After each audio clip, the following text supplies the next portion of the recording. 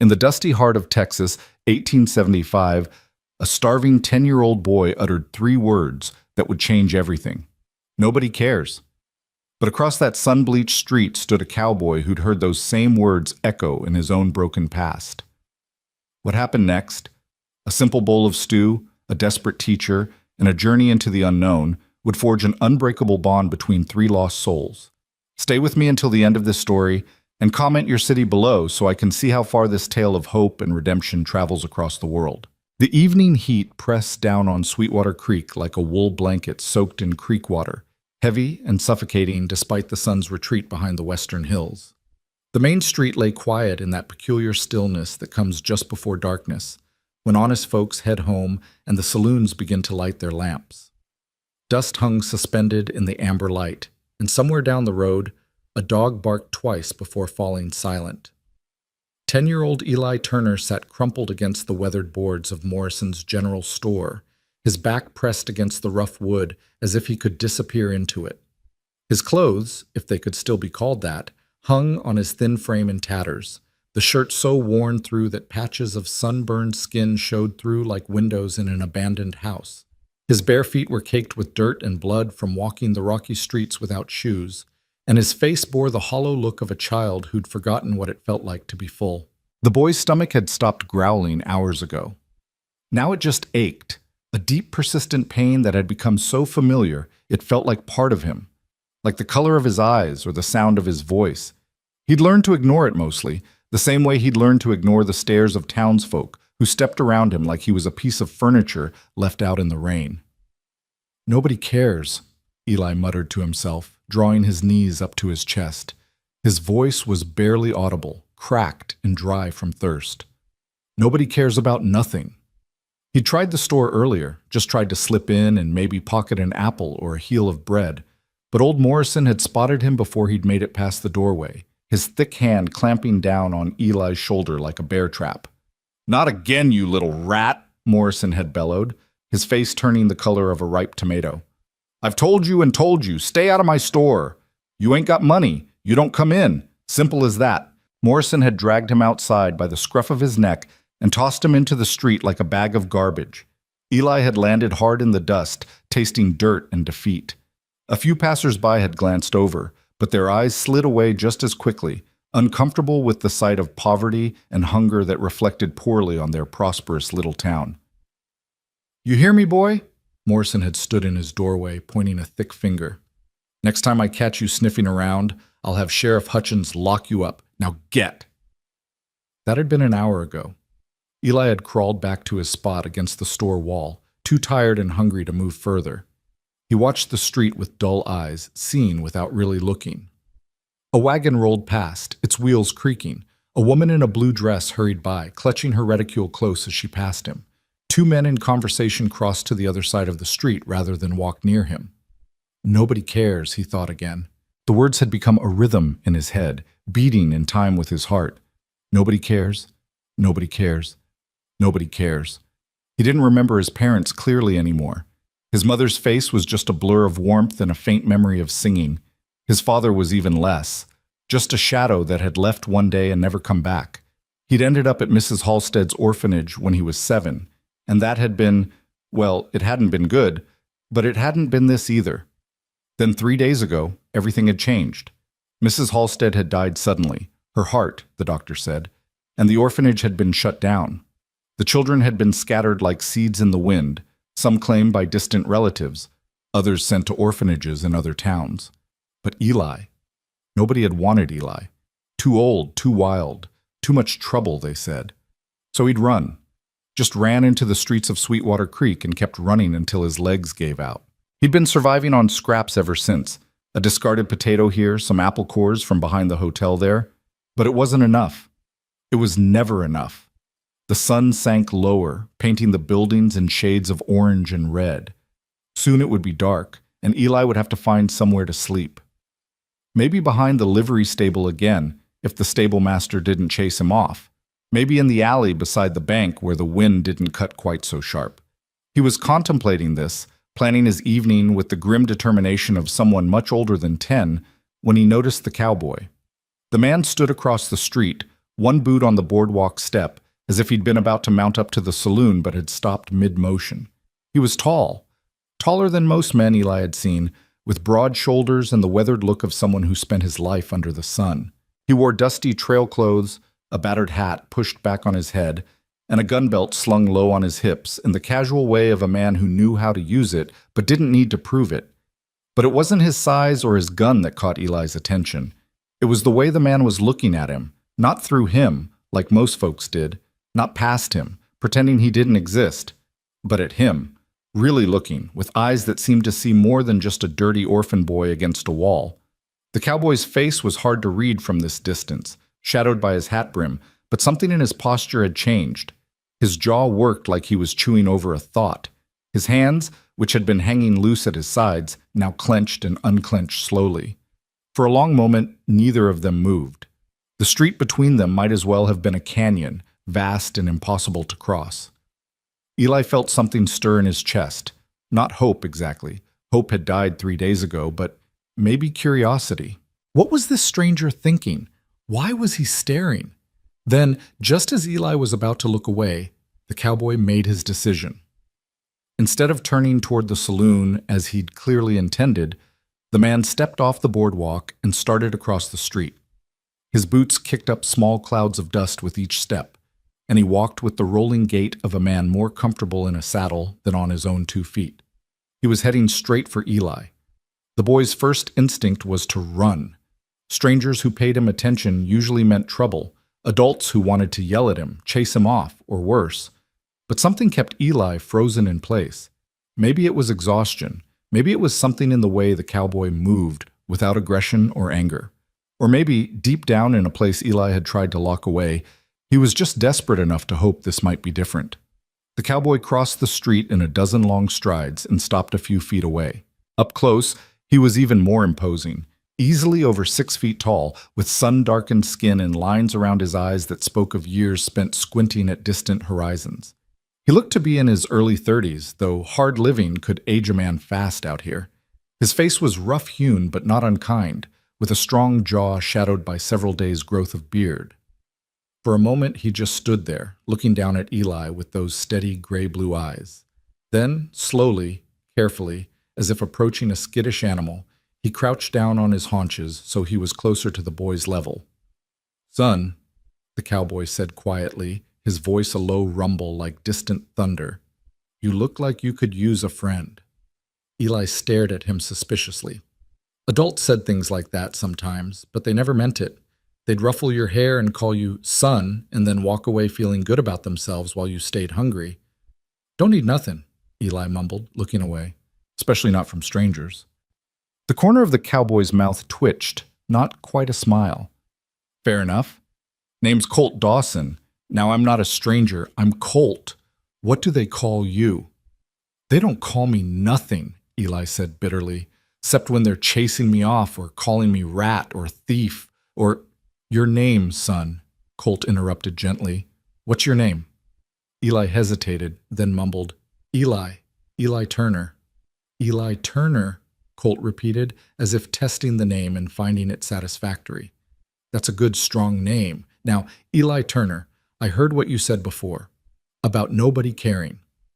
Eli's head snapped up, his eyes wide and defensive. He hadn't realized anyone could hear him. "Wasn't talking to you." "No, you weren't," Colt agreed, "but I heard it anyway, and I'm here to tell you something important. You listening?" Despite himself, Eli nodded. Colt's expression grew serious, his eyes locked on Eli's with an intensity that made it impossible to look away. "I care. Always." The words hung in the air between them, simple and profound. Eli wanted to scoff, to throw them back in the stranger's face, to protect himself from the disappointment that would inevitably follow. But something in Colt's tone stopped him. The man wasn't trying to sound noble or righteous. He was just stating a fact, the way you'd say the sky was blue or water was wet. "You don't even know me," Eli whispered. "Don't need to know everything about a person to care that they're hurting," Colt replied. "I know you're hungry. I know you're alone. I know you're scared, even if you're trying not to show it. And I know what it feels like to think nobody gives a damn whether you live or die. So yeah, Eli Turner, I care." Eli felt something crack inside his chest, a fissure opening in the wall he'd built around his heart. His eyes burned, but he blinked hard, refusing to cry in front of this stranger. "Why?" The word came out hoarse and broken. Colt was quiet for a moment, his gaze drifting past Eli to some distant point only he could see. When he spoke, his voice carried the weight of old memories. "Because once upon a time, I was a hungry boy on a street corner, and somebody stopped. Somebody cared. Made all the difference. Figure I owe it to pass that along." He stood up, his knees cracking slightly, and held out his hand to Eli. "Come on, let's get some food in you before you blow away in the next breeze." Eli stared at the offered hand like it might bite him. Every instinct screamed not to trust this. Nothing was free. Kindness always had a price, but his stomach twisted painfully, reminding him that his choices had narrowed to almost nothing. Slowly, hesitantly, Eli reached up and placed his small, dirty hand in Colt's large, calloused one. The cowboy's grip was firm but gentle as he pulled Eli to his feet. The boy swayed slightly, dizzy from standing too quickly on an empty stomach, and Colt steadied him with a hand on his shoulder. "Easy there," Colt said. "When's the last time you ate anything substantial?" "Define substantial," Eli muttered. Colt's jaw tightened. "That's what I thought. Come on." He kept his hand on Eli's shoulder, not gripping or restraining, just guiding, as they walked down the street together. Eli was intensely aware of the stares they were drawing. A cowboy and a ragamuffin orphan made for an odd pairing, and Sweetwater Creek was a town that noticed such things. They passed the saloon, where rough laughter and piano music spilled out into the evening. They passed the telegraph office, and the land office, and the lawyer's practice. Finally, they arrived at the Sweetwater Hotel, a two-story structure that was the closest thing the town had to luxury. Eli balked at the entrance. "I can't go in there. They'll just throw me out." "Not if you're with me," Colt said calmly, and pushed through the door. The lobby was modest but clean, with a faded carpet and a desk where a thin man with spectacles looked up from his ledger. His expression immediately soured when he saw Eli. "Mr. Dawson," the clerk said in a tone that managed to be both obsequious and disapproving. "I'm afraid we don't allow, that is to say, the hotel has standards. The hotel has a dining room, doesn't it?" Colt's voice was pleasant, but there was steel underneath. "Well, yes, but, and that dining room serves food to paying customers?" "Of course, however. Then we'll take a table for two, and before you say another word, let me be real clear." Colt leaned forward slightly, and though his voice never rose, something in his posture made the clerk shrink back. "This boy is my guest. He'll be treated with the same respect you'd show any other guest in this establishment. We understand each other?" The clerk swallowed hard, his Adam's apple bobbing. Of course, Mr. Dawson. Right this way." Eli followed in a daze as they were led through a doorway into a small dining room. It was early yet, and only two other tables were occupied. A traveling salesman eating alone in one corner, and an elderly couple sharing a quiet meal by the window. The room smelled of fresh bread and roasted meat, and Eli's stomach cramped so hard he nearly doubled over. The clerk seated them at a corner table, brought 2 glasses of water, and scurried away as quickly as propriety allowed. Eli grabbed his glass and drank greedily, water dribbling down his chin. It was the best thing he'd tasted in days. When he set the glass down, he found Colt watching him with an expression that was hard to name. Not pity exactly, but something deeper. Understanding, maybe. Recognition. "Order whatever you want," Colt said when a serving girl appeared with menus. "And I mean that, Eli. Whatever sounds good." Eli stared at the menu, but the words swam before his eyes. He couldn't remember the last time he'd been in a restaurant, much less ordered from a menu. I don't... How about I order for both of us?" Colt suggested gently. When Eli nodded gratefully, Colt turned to the serving girl, a young woman with kind eyes and flour on her apron. "We'll have 2 bowls of your beef stew, 2 servings of cornbread, and..." He glanced at Eli. "You like apple pie?" Yeah," Eli whispered. 2 slices of apple pie for after. And keep the water coming." "Right away, sir," the girl said with a smile, and disappeared into the kitchen. Silence settled over the table.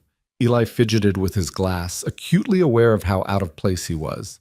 His filthy clothes, his dirty hands, his tangled hair, he looked like something dragged in by a stray dog. But Colt seemed unbothered, sitting back in his chair with the relaxed posture of a man perfectly comfortable in his own skin. "So," Colt said eventually, "tell me about yourself, Eli Turner." "Ain't much to tell." "I doubt that's true. Everybody's got a story. Mine ain't very interesting." "Let me be the judge of that." Colt's tone was patient, not pushing, just inviting. Eli picked at a splinter on the table. "My folks died when I was little. Can't hardly remember them now. Got put in an orphanage run by Mrs. Halstead. She was all right, I guess. Better than some. But she died 3 days back, and they shut the place down, and nobody wanted me, so—" He shrugged, trying to make it sound like it didn't matter. "So here I am." "Here you are," Colt echoed quietly. "And before the orphanage? You remember anything from before?" Eli closed his eyes, reaching back into the fog of early memory. "My ma used to sing. Don't remember the words, just the feeling of it, you know? Safe, warm. And my pa—" He frowned, struggling for details that had faded like old photographs. "He taught me to whistle, or tried to. I never got the hang of it." "You were loved," Colt said. It wasn't a question. "I guess. Long time ago now." The food arrived then, steaming bowls of thick stew loaded with chunks of beef, potatoes, carrots, and onions. The cornbread was still warm from the oven, golden and glistening with butter. The smell alone was almost enough to make Eli cry. "Easy," Colt warned as Eli grabbed his spoon. "You'll make yourself sick if you eat too fast. Trust me on this. Small bites, slow down." It was torture, but Eli forced himself to take Colt's advice. Each spoonful was heaven, rich and savory, the beef so tender it fell apart in his mouth, the vegetables soft and flavorful. He'd forgotten that food could taste like this, could be anything other than fuel to stop the gnawing in your gut. They ate in companionable silence for a while. Colt matched Eli's pace, not wolfing down his own food but eating steadily, occasionally breaking off pieces of cornbread to soak up the gravy. Eli noticed the man's hands, scarred and calloused, with rope burns on the palms and a long white scar across the back of his right hand. Working hands, hard-living hands. "What about you?" Eli asked between bites, surprising himself. "You got a story?" Colt smiled faintly. "Course I do. Born in Missouri, raised rough. Lost my own folks to cholera when I was about your age. Bounced around after that. Worked farms, ranches, whatever would have me. Learned to rope and ride, punch cattle, break horses. Been doing that ever since." "You got family now?" "Not to speak of. Got a spread up in the hill country, about 30 miles north of here. Just me and a few head of cattle, some horses. Quiet life, mostly." "Lonely," Eli said without thinking, then flushed. "Sorry, I didn't mean—" "No, you're right," Colt interrupted. "It is lonely. Never much minded before, but lately—" He shrugged. "Lately, it's been feeling emptier than usual. Maybe that's why I stopped tonight. Saw you and thought, here's someone who understands what lonely feels like." "I understand," Eli said quietly. "I understand real well." They finished their stew, and the serving girl brought the apple pie, huge slices with flaky crust and cinnamon-spiced filling. Eli ate his slowly, savoring every bite, making it last. By the time he scraped the last crumbs from his plate, he felt fuller than he had in months. Almost uncomfortably full, but in the best possible way.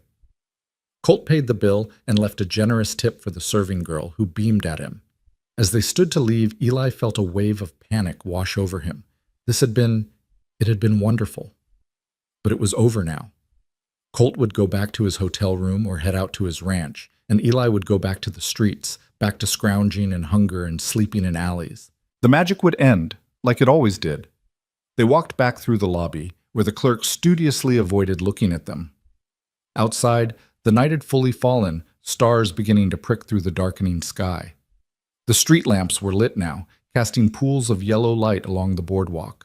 Colt stopped outside the hotel and turned to Eli. "Where you been sleeping?" Eli shrugged, defensive again. "Around. Fine places."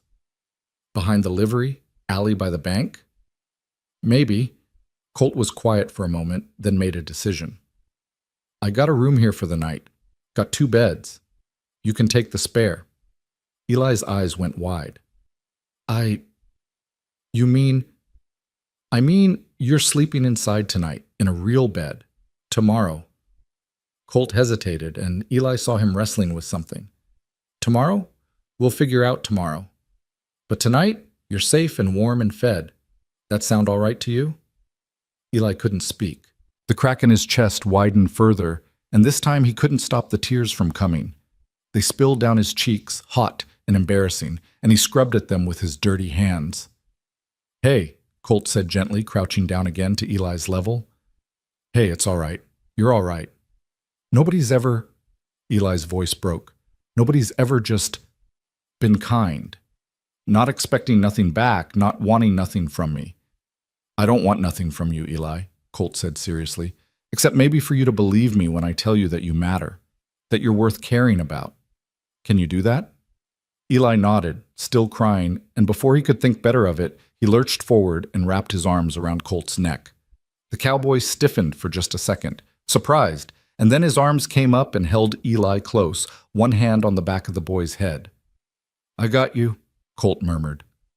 I got you, son. You're safe now.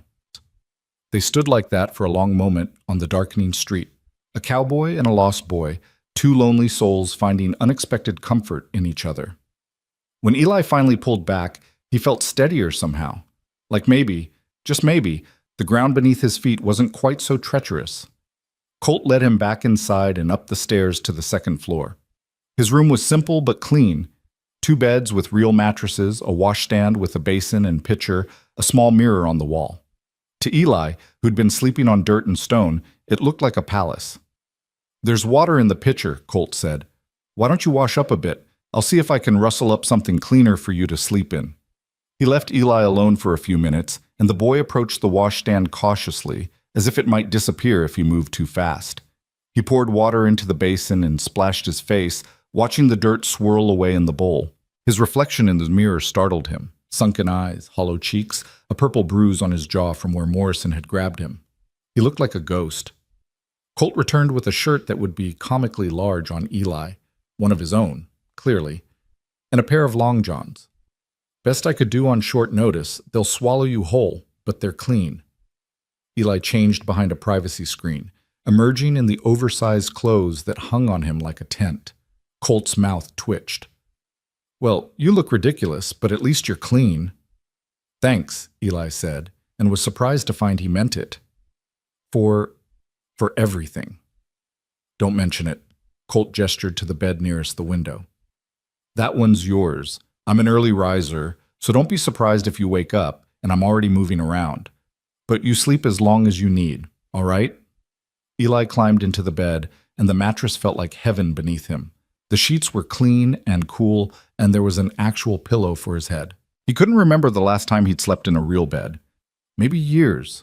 Colt settled into the other bed. His gun belt hung on the bedpost within easy reach, a cowboy's habit. He turned down the lamp, plunging the room into darkness except for the moonlight streaming through the window. Colt? Eli's voice was small in the darkness. Yeah? Why'd you really do this? A long silence. Eli thought maybe Colt wouldn't answer, but then the cowboy's voice came low and thoughtful. Told you before. Somebody helped me once when I was young and desperate. Man named Jack Reardon. I was about 14, stealing food to survive, and he caught me red-handed. But instead of turning me in, he gave me a job on his ranch, taught me everything I know about cattle and horses, about being a decent man. He died 5 years back, but I think about him near every day. So you're paying it forward, Eli said. Something like that. Jack used to say that the measure of a man ain't in how much he takes, but in how much he gives when it costs him something. Well, this didn't cost me much, just a meal and half a room for the night. But maybe it means something to you. Maybe someday, when you're grown and got your feet under you, you'll remember this night. And maybe you'll stop for some kid who needs help. I will, Eli promised in the darkness. I swear I will. That's good enough for me. Now get some sleep, Eli Turner. Tomorrow's a new day. Eli closed his eyes, but sleep felt impossible despite his exhaustion. His mind was racing, trying to process everything that had happened. This morning he'd been sure he was going to die, starve to death, or freeze, or just give up. And now he was in a warm bed with a full stomach, listening to the steady breathing of a man who'd shown him more kindness in a few hours than he'd known in years. It didn't seem real. It didn't seem possible. But as he finally drifted off to sleep, one thought echoed in his mind like a prayer. I care, always. For the first time in as long as he could remember, Eli Turner went to sleep believing that maybe, just maybe, those words were true. Across town, in a small boarding house on the edge of Sweetwater Creek, Margaret Hale sat on the edge of a narrow bed and stared at the single carpet bag that contained everything she owned. Her hands trembled as she folded the last of her clothes, 3 dresses, all plain and serviceable, 2 petticoats, some undergarments, a nightgown. 28 years old, dismissed from her position, and nowhere to go. The story of her life, it seemed. She'd known this was coming. You didn't defy Mrs. Halstead, God rest her soul, and expect to keep your position. But Margaret had done it anyway, because what Mrs. Halstead had been doing to those children, especially to little Eli Turner, was wrong.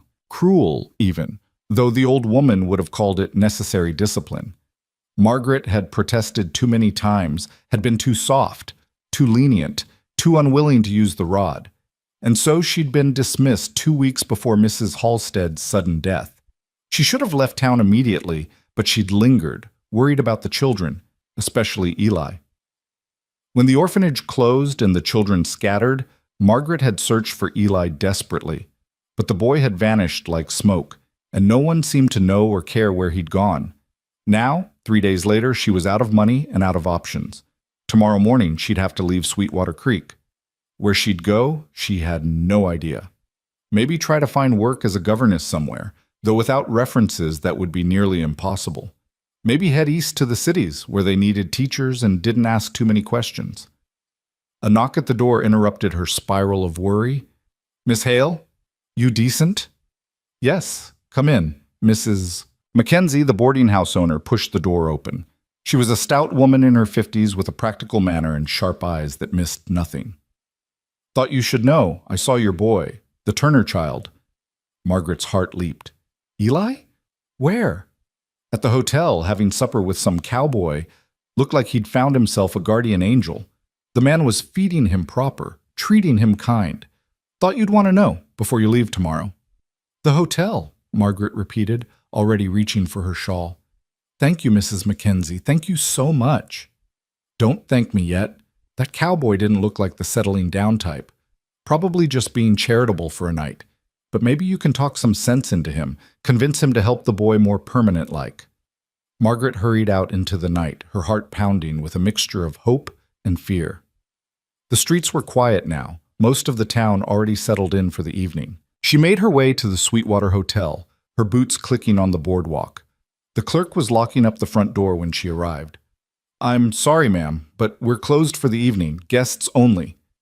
Please, Margaret said urgently. I'm looking for a boy. About 10 years old, blonde hair, very thin. I was told he came here earlier with a cowboy. The clerk's expression softened slightly. Oh, the Turner boy. Yes, Mr. Dawson brought him in. They had supper and went up to Mr. Dawson's room, room 12, second floor. But, ma'am, I can't just let you— I used to be his teacher, Margaret interrupted, at the orphanage. I've been looking for him for 3 days. Please, I just need to make sure he's all right. The clerk hesitated, then sighed and unlocked the door. 5 minutes, and if Mr. Dawson complains, I never saw you. Thank you, Margaret breathed and hurried inside and up the stairs. She found room 12 and paused outside, suddenly uncertain. What was she going to say? What right did she have to interfere? She'd been dismissed from the orphanage. She had no legal authority over Eli, no claim on him at all. But she'd promised herself she'd look after him. Even after being fired, she'd checked on him whenever she could, slipped him food when Mrs. Halstead wasn't looking.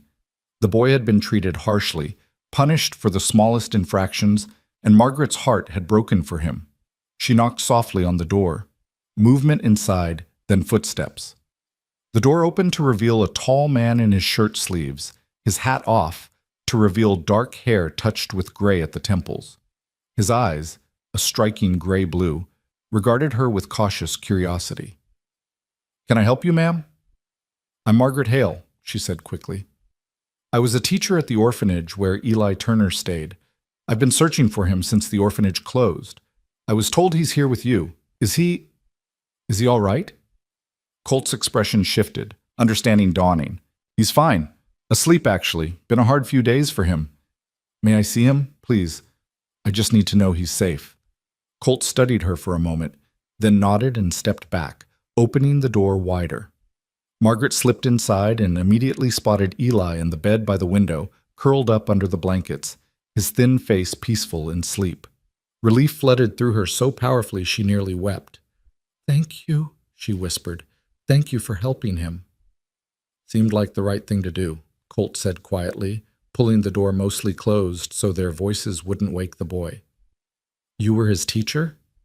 "I tried to be. Mrs. Halstead, the woman who ran the orphanage, she was harsh with the children, particularly with Eli. He was spirited, you see, always questioning things, never quite obedient enough. I tried to protect him, but..." She trailed off, shame coloring her cheeks. "I was dismissed for being too soft." "So you cared about him," Colt said. "It wasn't a question. I still do. I've been frantic trying to find him. When the orphanage closed and all the children were sent away, Eli just disappeared. No one seemed to know or care where he'd gone." "He's been on the streets," Colt said grimly. "Starving. I found him outside Morrison's store, looking like he'd given up on living, said nobody cared." Margaret closed her eyes, pain lancing through her. "That's my fault. I should have found him sooner. I should have—" "You're here now," Colt interrupted gently. "That counts for something." They stood in awkward silence for a moment, two strangers connected by concern for a sleeping child. Margaret studied the cowboy covertly, his weathered face, his careful posture, the gun belt hung within easy reach. A dangerous man, perhaps, but something in his eyes spoke of kindness. "What will happen to him?" she asked quietly. "Tomorrow, I mean. Where will he go?" Colt's jaw worked. "I've been thinking on that. Can't just leave him here, can I? But I don't know what else to do. I got a ranch, but it's just me. I don't know nothing about raising children." "Neither do I, really," Margaret admitted. "I taught them, but I never had charge of one on my own. And now I'm leaving town tomorrow. I've run out of money, lost my position. I don't even know where I'm going." They looked at each other, and Margaret saw her own helplessness reflected in the cowboy's eyes. Two adults who wanted to help a child but didn't know how. "Seems wrong," Colt said finally. "Seems wrong that a boy like that should fall through the cracks just because nobody knows quite what to do with him." "It is wrong," Margaret agreed fiercely. "He deserves better. He deserves a home, a family, someone who cares about him." "He does," Colt said slowly, an idea clearly forming in his mind. Then he shook his head. "No, that's crazy. You'd never agree to it." "Agree to what?" "Nothing. Forget I said anything." But Margaret had seen the spark of possibility in his eyes, and she wasn't about to let it go. "Tell me, please. At this point, I'm willing to consider anything." Colt ran a hand through his hair, suddenly looking uncertain, a stark contrast to the confident man who'd answered the door. "I got a ranch. It's not much, but it's mine. Got a decent cabin, some land, enough cattle to make a living. It's quiet, peaceful. Good place for a boy to grow up." "That sounds wonderful for him," Margaret said cautiously. "But I can't raise a boy on my own," Colt continued. "Don't know the first thing about schooling or proper care or any of it. And you're a teacher. You know how to care for children, but you got nowhere to go and no way to support yourself or him." Margaret's heart began to pound as she understood where this was leading. "You're suggesting, I'm suggesting that maybe we could help each other, you and me. We could both take care of Eli. You could teach him, make sure he gets proper raising. I could provide a home, food, security. Between the two of us, maybe we could give him what he needs." "You want me to come to your ranch," Margaret said slowly, "to help you raise Eli?" "I know it sounds crazy." "It does," she interrupted. "It sounds completely insane. I don't know you. You don't know me. We'd be living under the same roof, two unmarried people, and the scandal. There's nobody for miles around to scandalize." Colt pointed out. And if it bothers you that much, we could, I don't know, build you a separate cabin or something. Point is, the boy needs both of us. He needs someone to provide for him, and someone to teach him, and someone to just care. We could do that together. Margaret wanted to refuse. Every ounce of her proper upbringing screamed at her to decline this ridiculous proposition. But as she looked at Eli sleeping peacefully in the bed, she felt something shift inside her. Here was a chance, maybe the only chance, to save this boy, to give him the life he deserved. And if it cost her reputation, well, what did reputation matter if a child's life hung in the balance? I need to think about this, she said finally. Fair enough. I'm leaving tomorrow afternoon, heading back to the ranch. If you decide you want to come along, you and Eli both, meet me at the livery stable at noon. If you don't show up, I'll understand. No hard feelings. And what will you do with Eli if I don't come? Colt's expression grew grim. I'll take him with me anyway. Can't leave him here to starve. Figure I'll muddle through somehow, even if I don't know what I'm doing. Despite everything, Margaret felt a smile tug at her lips. You're a good man, Mr. Dawson. Colt, just Colt. And I don't know about good, just trying to do what's right. That's the definition of good, isn't it? Margaret moved toward the door, then paused. May I ask you something? Sure. Why did you stop tonight? What made you notice Eli when so many others walked right past? Colt was quiet for a long moment, his gaze distant. Because I used to be him. Because I know what it feels like to be hungry and alone and convinced that nobody in the whole world gives a damn whether you live or die. And because somebody stopped for me once, and it saved my life. Figure the least I can do is pass that along. Margaret felt tears prick her eyes. Then I'll see you at the livery stable tomorrow, noon. You're coming? Colt's eyebrows rose in surprise. I'm coming. We both are. Eli deserves this chance, and I'd never forgive myself if I let fear or propriety stand in the way of giving it to him. All right then. A slow smile spread across Colt's face, transforming his weathered features. Noon tomorrow. Bring whatever you can carry. It's about 30 miles to the ranch, so we'll need to travel light. Margaret nodded and slipped out of the room, her heart racing. Had she really just agreed to this? To run off to some remote ranch with a cowboy she'd just met, all to care for a child who wasn't even legally in her custody? Yes. Yes, she had. And as she walked back through the quiet streets to the boarding house, Margaret felt something she hadn't experienced in a long time. Hope. Tomorrow would bring a new beginning. For Eli. For her. And perhaps, though she barely dared to think it, for the quiet cowboy who'd shown them both that kindness still existed in this harsh world. In the hotel room, Colt stood at the window, watching Margaret's retreating figure disappear into the darkness. He'd made an impulsive offer tonight, actually several impulsive offers. Taking in a stray boy, inviting a stranger to his home, upending his quiet, solitary life. But as he looked at Eli sleeping peacefully, something in his chest eased.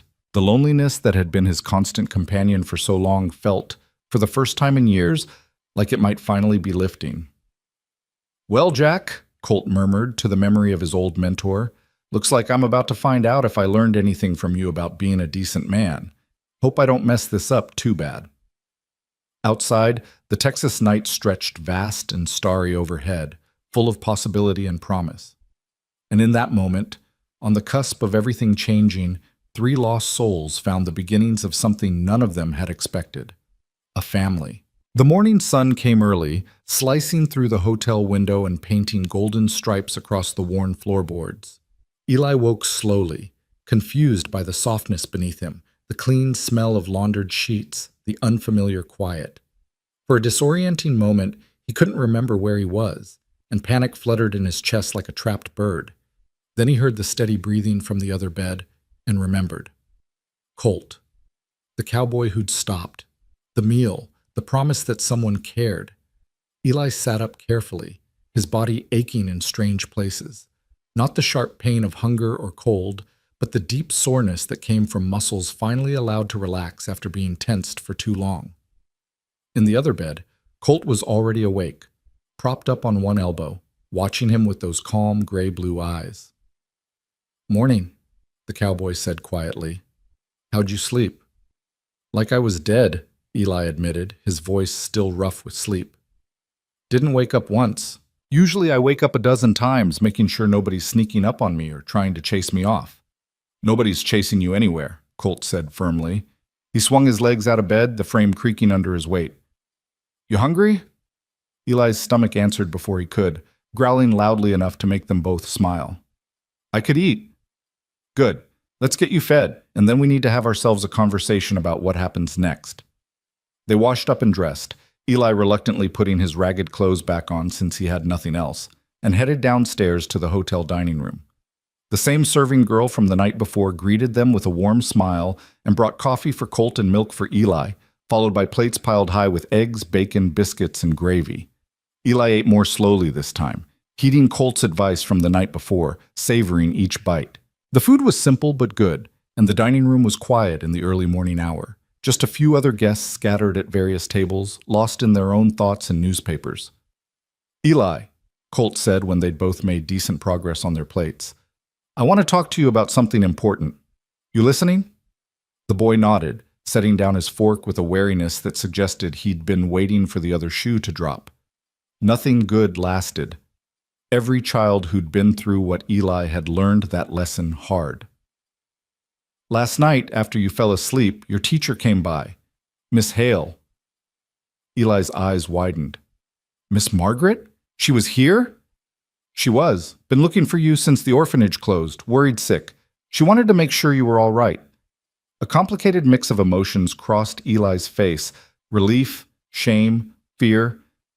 I didn't mean to worry her. I couldn't stay there, not after Mrs. Halstead died. They were going to send me away somewhere worse, I knew it. I understand, but here's the thing. Miss Hale and we got to talking about your situation, about what you need. And we came up with an idea, but it only works if you're willing to trust us both. Eli's jaw set stubbornly. What kind of idea? Colt leaned back in his chair, his hands wrapped around his coffee cup. I told you last night about my ranch. It's not much, but it's mine, and it's a good place. Clean air, open land, honest work. I'm thinking maybe you could come live there with me, help out with the cattle and horses, learn the trade. I'd teach you everything I know. Hope sparked in Eli's chest, bright and painful. You mean it? You'd take me in? For real? I mean it. But here's the thing. I'm just a cowboy, Eli. I can teach you about ranching and survival and how to sit a horse, but I can't teach you much else. You need schooling, proper raising, someone who knows about books and manners and all the things that'll help you make your way in the world. Miss Margaret, Eli said, understanding dawning. That's right. I've asked her to come along too, to live at the ranch and be your teacher. Between the two of us, we figure we can give you a real chance at a good life. But it's your choice, Eli. If you don't want this, if you'd rather stay in town or try to find something else, that's your right. I won't force you into anything. Eli stared at him, his throat tight with emotion. A home. A real home. With people who wanted him there. It sounded too good to be true, which meant it probably was. Things like this didn't happen to boys like him. Why? The question came out hoarse. Why would you do all this for me? I ain't nothing to you. Colt's expression grew serious and he leaned forward, his elbows on the table. You remember what I told you last night about how somebody helped me once when I was desperate? Eli nodded. That man, Jack Reardon, he didn't just give me a job, he gave me a purpose. Taught me that my life could mean something, that I wasn't just trash to be swept aside. And before he died, you know what he said to me? Eli shook his head, unable to speak. He said, Colt, the best thing you can do with what I've given you is pass it along. Find somebody who needs what you needed and give it to them freely. That's how goodness survives in this hard world, one person at a time, one act of kindness building on another. So that's what I'm doing, Eli. I'm passing along what Jack gave me, and someday, when you're grown and strong, maybe you'll do the same for somebody else. Tears burned in Eli's eyes, and he didn't bother trying to hide them this time. I don't know how to be part of a family.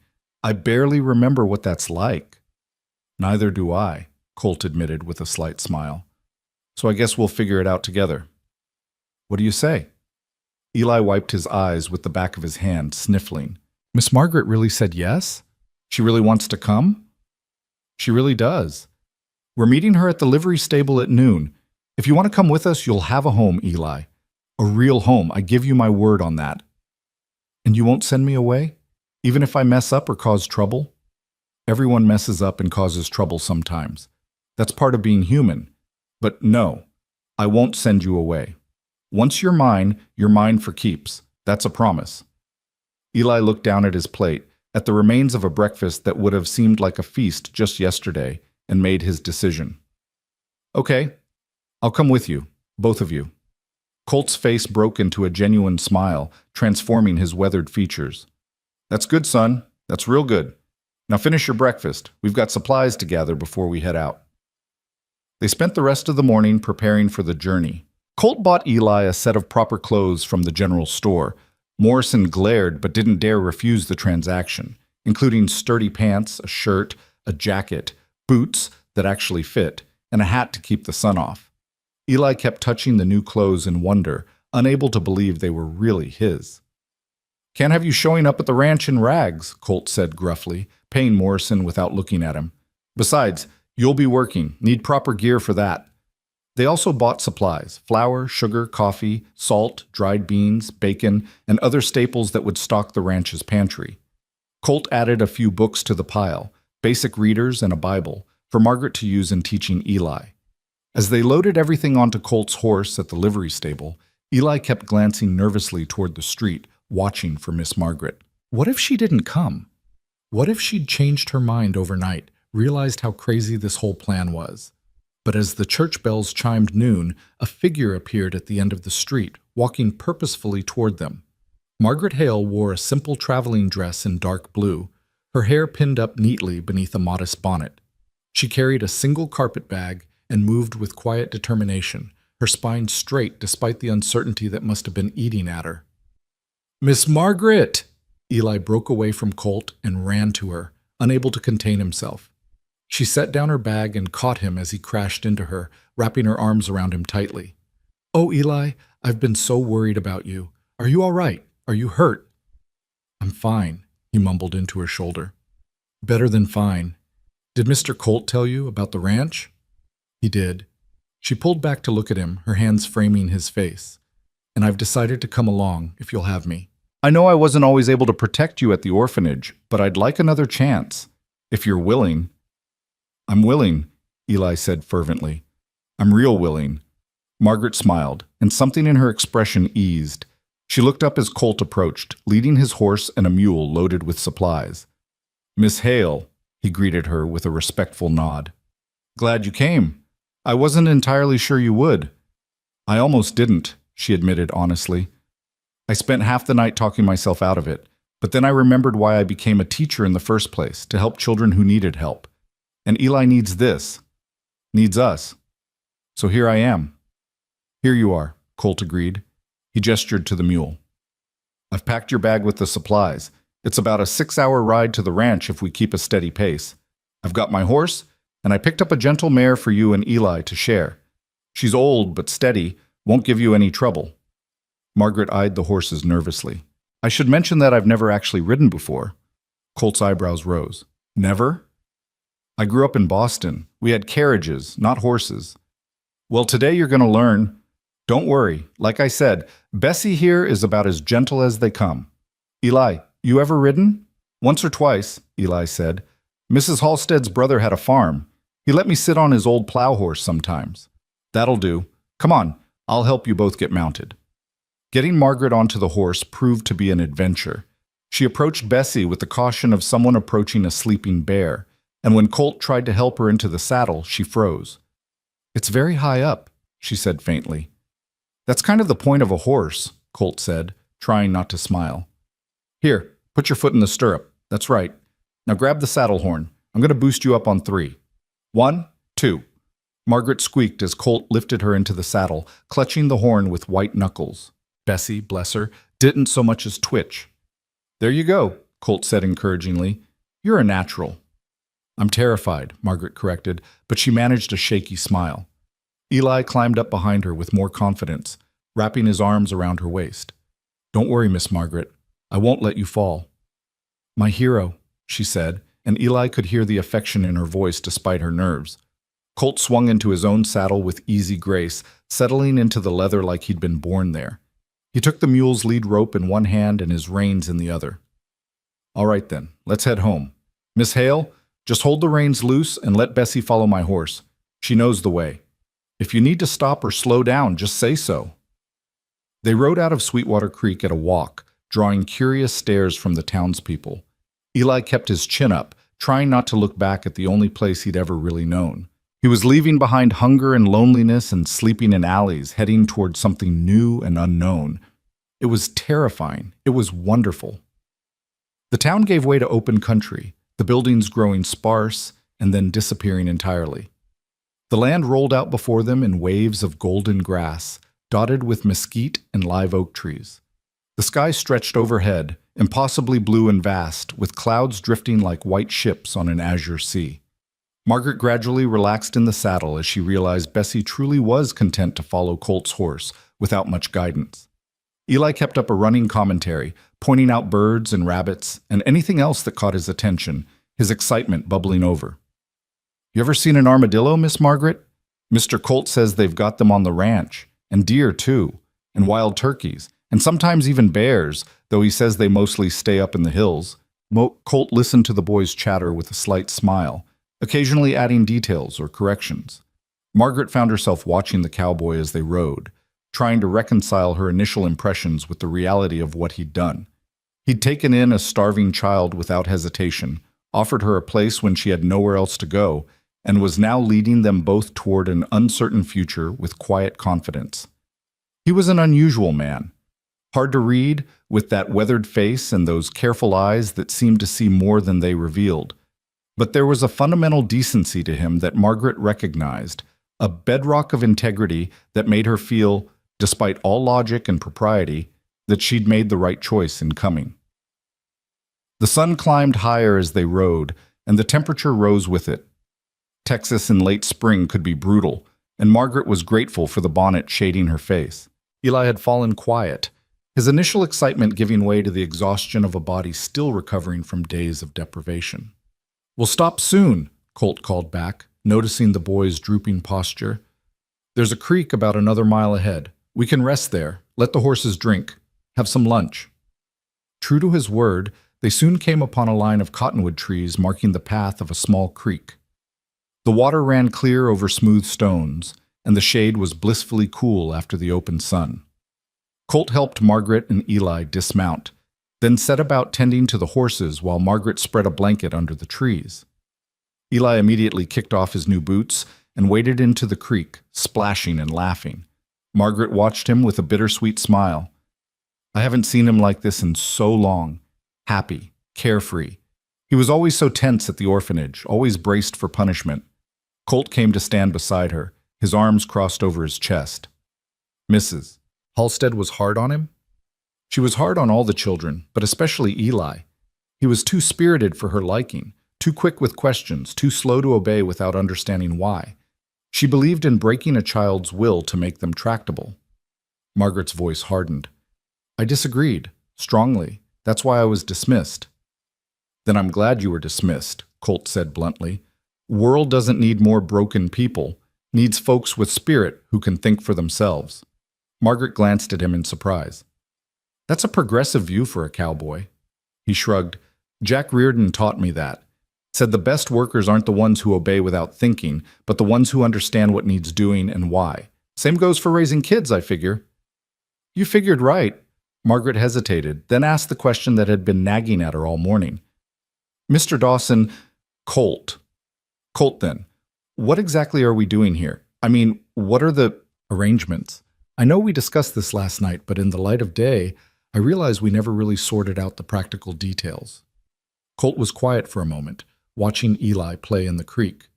"The cabin's got 2 rooms, a main room with the kitchen and fireplace, and a bedroom.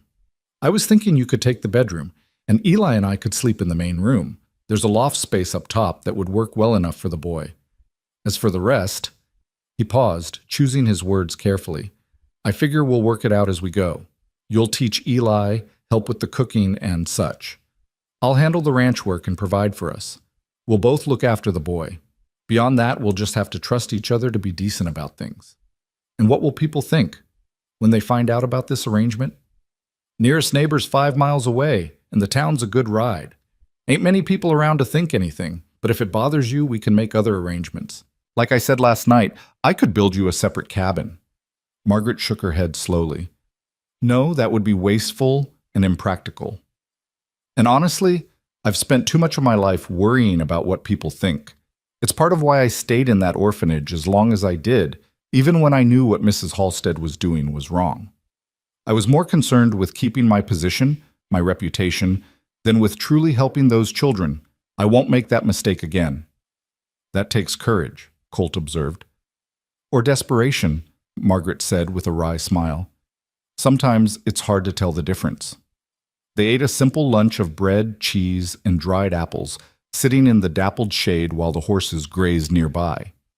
Eli ate ravenously, as if still not quite believing there would be more food later. Margaret made a mental note to help him understand that hunger was behind him now, that he could trust in regular meals. When they set out again, the afternoon stretched long and warm before them. The landscape gradually changed as they rode, the flat grassland giving way to rolling hills. Trees became more frequent, oak and cedar and elm, and the air took on a different quality, sweeter and cleaner. We're getting close, Colt announced as they crested a hill. See that valley there? That's my land. Ours now, I guess. Margaret looked where he was pointing and caught her breath. The valley spread below them like something from a painting, lush and green, cradled between gentle hills. A creek sparkled in the sunlight, winding through the center like a silver ribbon. And there, nestled against a stand of cottonwoods, was a cabin. It's beautiful, she whispered. It'll do, Colt said, but she could hear the pride in his voice. Come on, let's get you home. They descended into the valley as the afternoon began its slow slide toward evening. Cattle dotted the hillsides, not a huge herd, but healthy-looking animals that raised their heads to watch the newcomers pass. A few horses grazed in a fenced pasture near the cabin, including a striking paint mare that whinnied at their approach. The cabin itself was modest but well built, constructed of thick logs chinked with clay. It had a covered porch across the front, a stone chimney on one end, and windows with real glass that caught the late sunlight. Behind it stood a barn, a chicken coop, and a few other outbuildings. It's not fancy, Colt said as he helped Margaret dismount, but it's solid. Built it myself over the course of 2 summers. Roof doesn't leak, walls keep the wind out, and the fireplace draws clean. Eli had already jumped down and was running around the yard, exploring everything with wide eyes. Mr. Colt, you got chickens, and is that a dog? A yellow hound had emerged from beneath the porch, tail wagging cautiously. Colt whistled and the dog came bounding over, tongue lolling. That's Buck. He's friendly, just a little shy with strangers. Buck, this here is Eli and Miss Margaret. They're family now, understand? The dog sniffed Eli thoroughly, then apparently decided the boy was acceptable and began licking his face enthusiastically. Eli laughed, the sound bright and free, and something in Margaret's chest tightened. This was right. Whatever the circumstances, whatever the impropriety, this was where they were meant to be. Colt led them inside, and Margaret looked around with a teacher's evaluating eye. The main room was larger than she'd expected, with a sturdy table and chairs, a rocking chair near the fireplace, and shelves lined with books and supplies.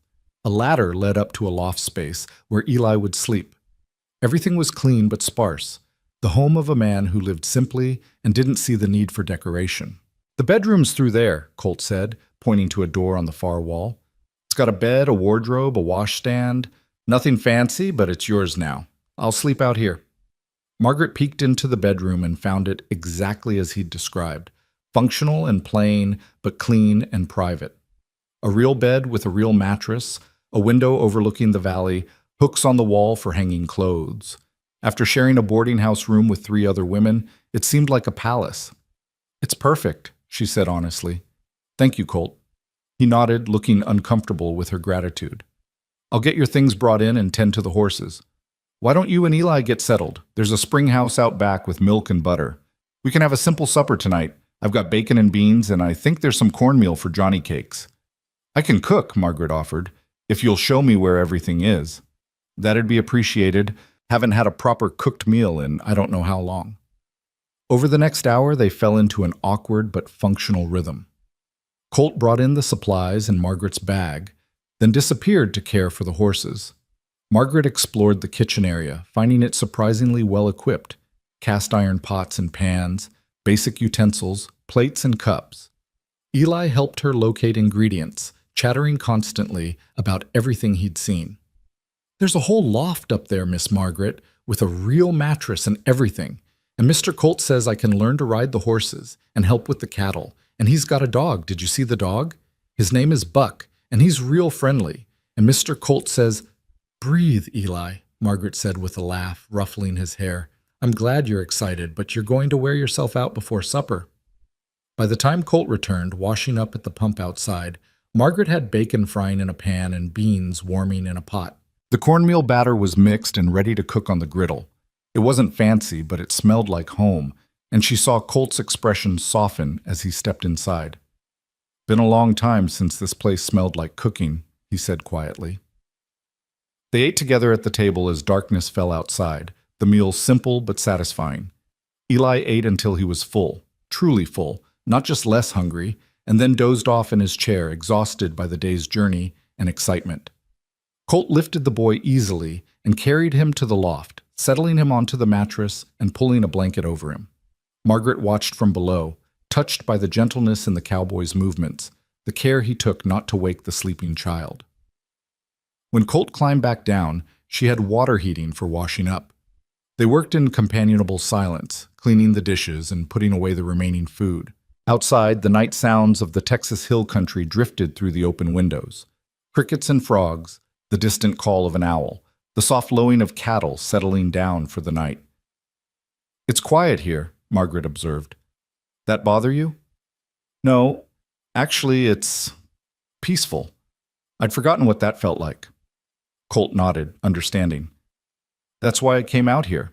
After Jack died, the noise and crowds of town felt suffocating, needed space to breathe, to think, found this valley and knew it was right." Margaret dried the last plate and set it on the shelf. "Can I ask you something personal?" "You can ask. Can't promise I'll answer." "Why were you in Sweetwater Creek yesterday? You said you just finished a cattle drive." "That's right. We'd driven a herd up to the railhead in Fort Worth, got paid out. I was on my way home when I stopped in Sweetwater for supplies. Saw Eli and—" He shrugged. "You know the rest. You changed the entire course of 3 lives on an impulse." "Wasn't an impulse. Or if it was an impulse that felt right in my gut. Jack used to say that when something feels right, truly right, not just easy or convenient, you should follow that feeling. Said it was God or instinct or whatever you wanted to call it, but it was worth listening to." Margaret leaned against the table, studying him in the lamplight. "You loved him very much, Jack Reardon. He saved my life, gave me a purpose when I was convinced I didn't have one, taught me that being a man wasn't about being hard or tough, but about being decent, about caring for things, land, animals, people, about building something that lasts." Colt's voice roughened slightly. 5 years he's been gone, and I still hear his voice in my head sometimes, asking if I'm being the man he raised me to be. "I think he'd be proud of you," Margaret said softly. "I think what you did yesterday, what you're doing now, he'd be very proud." Colt looked away, uncomfortable with the emotion in her words. "Yeah, well, we'll see how it goes. This is all new territory for me. For all of us." Margaret moved toward the bedroom door, suddenly aware of how tired she was. "I should let you get some rest. It's been a very long day." "Margaret," Colt said, and she turned back, surprised by his use of her first name. "I just want you to know. I'm glad you came, for Eli's sake, but also, it'll be good to have someone else here, someone to talk to." She smiled. "I'm glad I came too. Good night, Colt." "Good night." Margaret closed the bedroom door and leaned against it, her heart beating faster than it should. This arrangement was unconventional, possibly scandalous, definitely complicated. But as she changed into her nightgown and climbed into the bed, a real bed with a real mattress and clean sheets, she couldn't bring herself to regret it. Outside, in the main room, Colt banked the fire and spread his bedroll on the floor near the hearth. It wasn't as comfortable as the bed he'd given up, but he'd slept in worse places. Above him, in the loft, he could hear Eli's soft breathing, the boy deep in the sleep of the truly exhausted. Buck padded over and curled up beside him, and Colt scratched the dog's ears absently, staring up at the dark ceiling beams. He'd done it. He'd actually brought them here, taken on the responsibility of a child, and invited a strange woman into his home. It was reckless and impulsive and completely unlike his usual careful nature, but it also felt more right than anything he'd done in the 5 years since Jack's death. "Well, old friend," he whispered into the darkness, "here's hoping I don't mess this up too badly. They're counting on me now. All of us counting on each other, I guess. Wish you were here to tell me what to do next." But Jack wasn't there, and Colt would have to figure it out on his own. He closed his eyes, listening to the night sounds and the breathing of his unexpected family, and for the first time in a very long time, felt something other than loneliness settling into his bones. It might have been hope. It might have been fear. Probably it was both, tangled up together until he couldn't tell one from the other. But whatever it was better than the hollow emptiness that had filled this cabin before. Better than eating alone, sleeping alone, working alone day after day with no one to care whether he came home at night or disappeared into the wilderness forever. Tomorrow, they would begin figuring out how to be a family, how to live together, work together, build something lasting from this fragile beginning. Tonight, though, they could simply rest in the knowledge that none of them were alone anymore. In the bedroom, Margaret lay awake for a long time, listening to the unfamiliar sounds of the cabin settling, the whisper of wind through the cottonwoods outside her window. She thought about the risks she'd taken today, the bridges she'd burned by leaving Sweetwater Creek without a backward glance. But she also thought about Eli's laughter as he played in the creek, the wonder in his eyes when he saw the valley, the peace on his face as he fell asleep knowing he was safe and wanted. For that alone, every risk was worth it. She closed her eyes and let sleep take her, dreaming of golden grass and clear water, of a boy learning to ride and a quiet cowboy who'd stopped when no one else would. Dreaming of second chances and new beginnings, of hope taking root in the most unlikely of places. Outside, the Texas stars wheeled overhead in their ancient dance, indifferent to the small dramas of human hearts below. But in that modest cabin cradled in the valley, 3 souls who had been lost were beginning to find their way home. The journey was just beginning, and the road ahead was uncertain. But they would walk it together, bound by choice and compassion, and the simple, profound truth that sometimes, when life gives you a second chance, the bravest thing you can do is reach out and take it with both hands. Dawn broke soft and golden over the valley, spilling through the cabin windows like honey. Margaret woke to unfamiliar sounds. The crow of a rooster, the lowing of cattle, and beneath it all, the low murmur of male voices outside. For a disorienting moment, she couldn't remember where she was, and then it all came rushing back. The ranch, Colt, Eli, the decision that had changed everything. She dressed quickly in her simplest work dress and pinned up her hair, studying her reflection in the small mirror above the washstand. The woman looking back at her seemed different somehow, less pinched perhaps, or maybe just less afraid. She'd spent so many years trying to fit into a mold that didn't quite suit her, being the proper teacher, the obedient employee, the woman who never caused trouble. But yesterday she'd walked away from all of that, and the sky hadn't fallen. When she emerged from the bedroom, the main room was empty, the fire already crackling in the hearth, and fresh coffee sitting warm on the stove. Through the window, she could see Colt and Eli down by the barn, the cowboy's hands moving as he explained something to the boy, who watched with rapt attention. Margaret poured herself a cup of coffee and stood at the window, watching them. Colt was showing Eli how to properly approach a horse, how to speak softly, move slowly, let the animal catch your scent before reaching out to touch. Eli mimicked his movements with careful concentration, and when he successfully stroked the nose of a gentle bay mare, his whoop of triumph carried all the way back to the cabin. She found herself smiling. This was good for him. Already, just one night away from the streets and hunger, Eli looked different, still too thin, still bearing the marks of hardship, but there was a light in his eyes that hadn't been there before. Margaret set about making breakfast, finding flour and eggs and a precious jar of preserves in the pantry. By the time Colt and Eli came tramping back to the cabin, their boots dusty and their faces wind-touched, She had flapjacks cooking on the griddle and bacon sizzling in the pan. "Something smells amazing," Eli declared, bursting through the door with Buck at his heels. "Miss Margaret, you should see the horses. Mr. Colt says I can learn to ride the paint mare. Her name is Daisy, and he's going to teach me how to saddle her and everything." "That's wonderful, Eli. But first, wash your hands, both of you." Colt raised an eyebrow, amused by the teacher's tone, but obediently moved to the wash basin. "Yes, ma'am." They ate together at the table, and Margaret was pleased to see Eli eating with better manners than he'd shown in Sweetwater Creek. The boy was learning already, watching Colt and mimicking his movements, trying to fit into this new life. "So," Colt said, pouring himself a second cup of coffee, "we should probably talk about how we're going to organize things around here. Divvy up the work, set some routines." Margaret nodded. "I was thinking about that. Eli needs schooling, reading, writing, arithmetic, history. I'd like to work with him every morning, 3 hours at least. That leaves the afternoons for other lessons." "Ranch work," Colt agreed. "Boy needs to learn how to handle himself out here, how to ride properly, rope, tend cattle, mend fences, all of it. That all right with you, Eli?" "Yes, sir." Eli's eyes shone with excitement. "Can we start today?" "Don't see why not. But first, let's hear what Miss Margaret has in mind for this morning." Margaret stood and retrieved one of the books Colt had bought in Sweetwater Creek. "I thought we'd start with reading. Eli, can you read at all?" The boy's enthusiasm dimmed slightly. "Some. Mrs. Halstead taught us our letters, but she didn't much care if we could actually read words. Said orphans didn't need book learning, just enough to read the Bible and sign our names." Margaret's jaw tightened at yet another reminder of the woman's cruelty, but she kept her voice gentle. "Well, we're going to change that. Reading opens up the whole world, Eli. Every book is an adventure, a chance to learn something new or visit places you've never been. Would you like that?" "I guess so," Eli said uncertainly.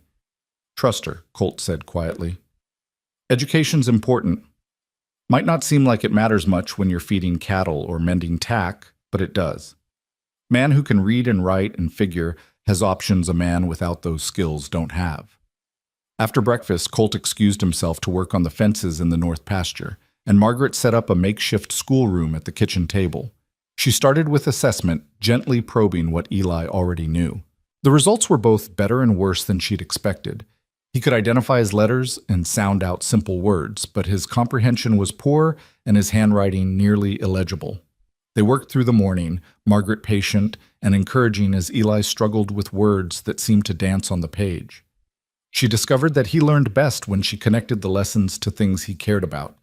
When she used examples about horses and cattle and the ranch, his attention sharpened and the words came easier. "See?" she said, pointing to a passage in the reader. "This word here is pasture. You know what a pasture is, right?" "Where the horses graze," Eli said. "Exactly. And this word, fence. Like the fence Mr. Colt is mending right now. Reading isn't about memorizing meaningless words, Eli. It's about understanding the world around you." By the time noon rolled around, Eli was exhausted but proud. He'd successfully read an entire page with minimal help, and Margaret praised him sincerely. "That was excellent work. Tomorrow we'll do more. But for now, I think you've earned some time with Mr. Colt." Eli shot out of his chair like he'd been launched from a cannon, racing outside to find Colt. Margaret followed more slowly, carrying a basket she'd packed with bread, cheese, and apples. She found them down by the corral, Colt already explaining the parts of a saddle to an eager Eli. "Brought you both some lunch," she called. Colt looked up, surprised. "You didn't have to do that." "I know, but I thought you might be hungry." They ate sitting on the fence rails, watching the horses graze in the pasture. The paint mare, Daisy, kept wandering close, clearly hoping for treats. Eli fed her an apple core, laughing when her lips tickled his palm. "She likes you," Colt observed. "That's good.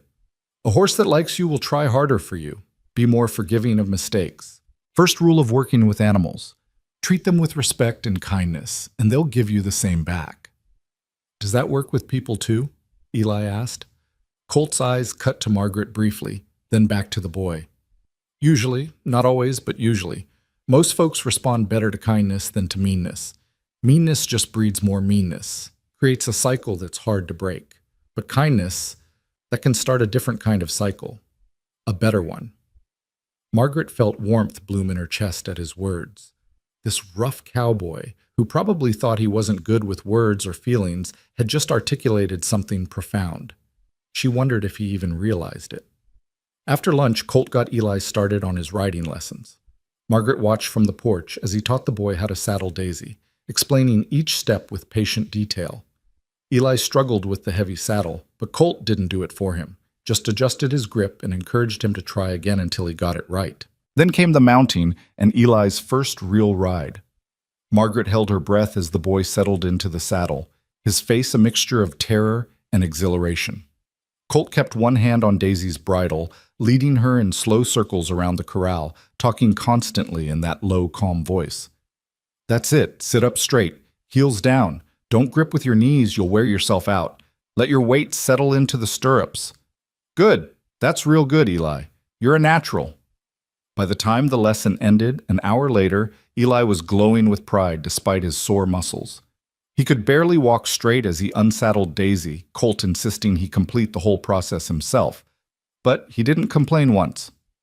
"Tomorrow, we'll go a little longer," Colt said, ruffling the boy's hair. "Few weeks of this, and you'll be riding like you were born in the saddle." The days fell into a rhythm after that, each one building on the last. Mornings were for book learning, reading, writing, arithmetic, with Margaret discovering that Eli had a quick mind when properly engaged. Afternoons were for ranch work, with Colt teaching the boy everything from riding to roping to the 100 small tasks that kept a ranch running. But it was the evenings that became Margaret's favorite time. After supper, they would gather around the fireplace, and Margaret would read aloud while Colt mended tack or carved wood, and Eli struggled to stay awake, fighting exhaustion to hear the end of whatever story she was telling. She read them everything: adventure stories, poetry, even bits of history and science. Colt listened as intently as Eli, though he pretended to be focused on his work. One evening, about a week into their new life, Colt surprised them both by pulling out a harmonica and playing. The music was simple, mostly old folk songs and cattle drive tunes, but it filled the cabin with warmth.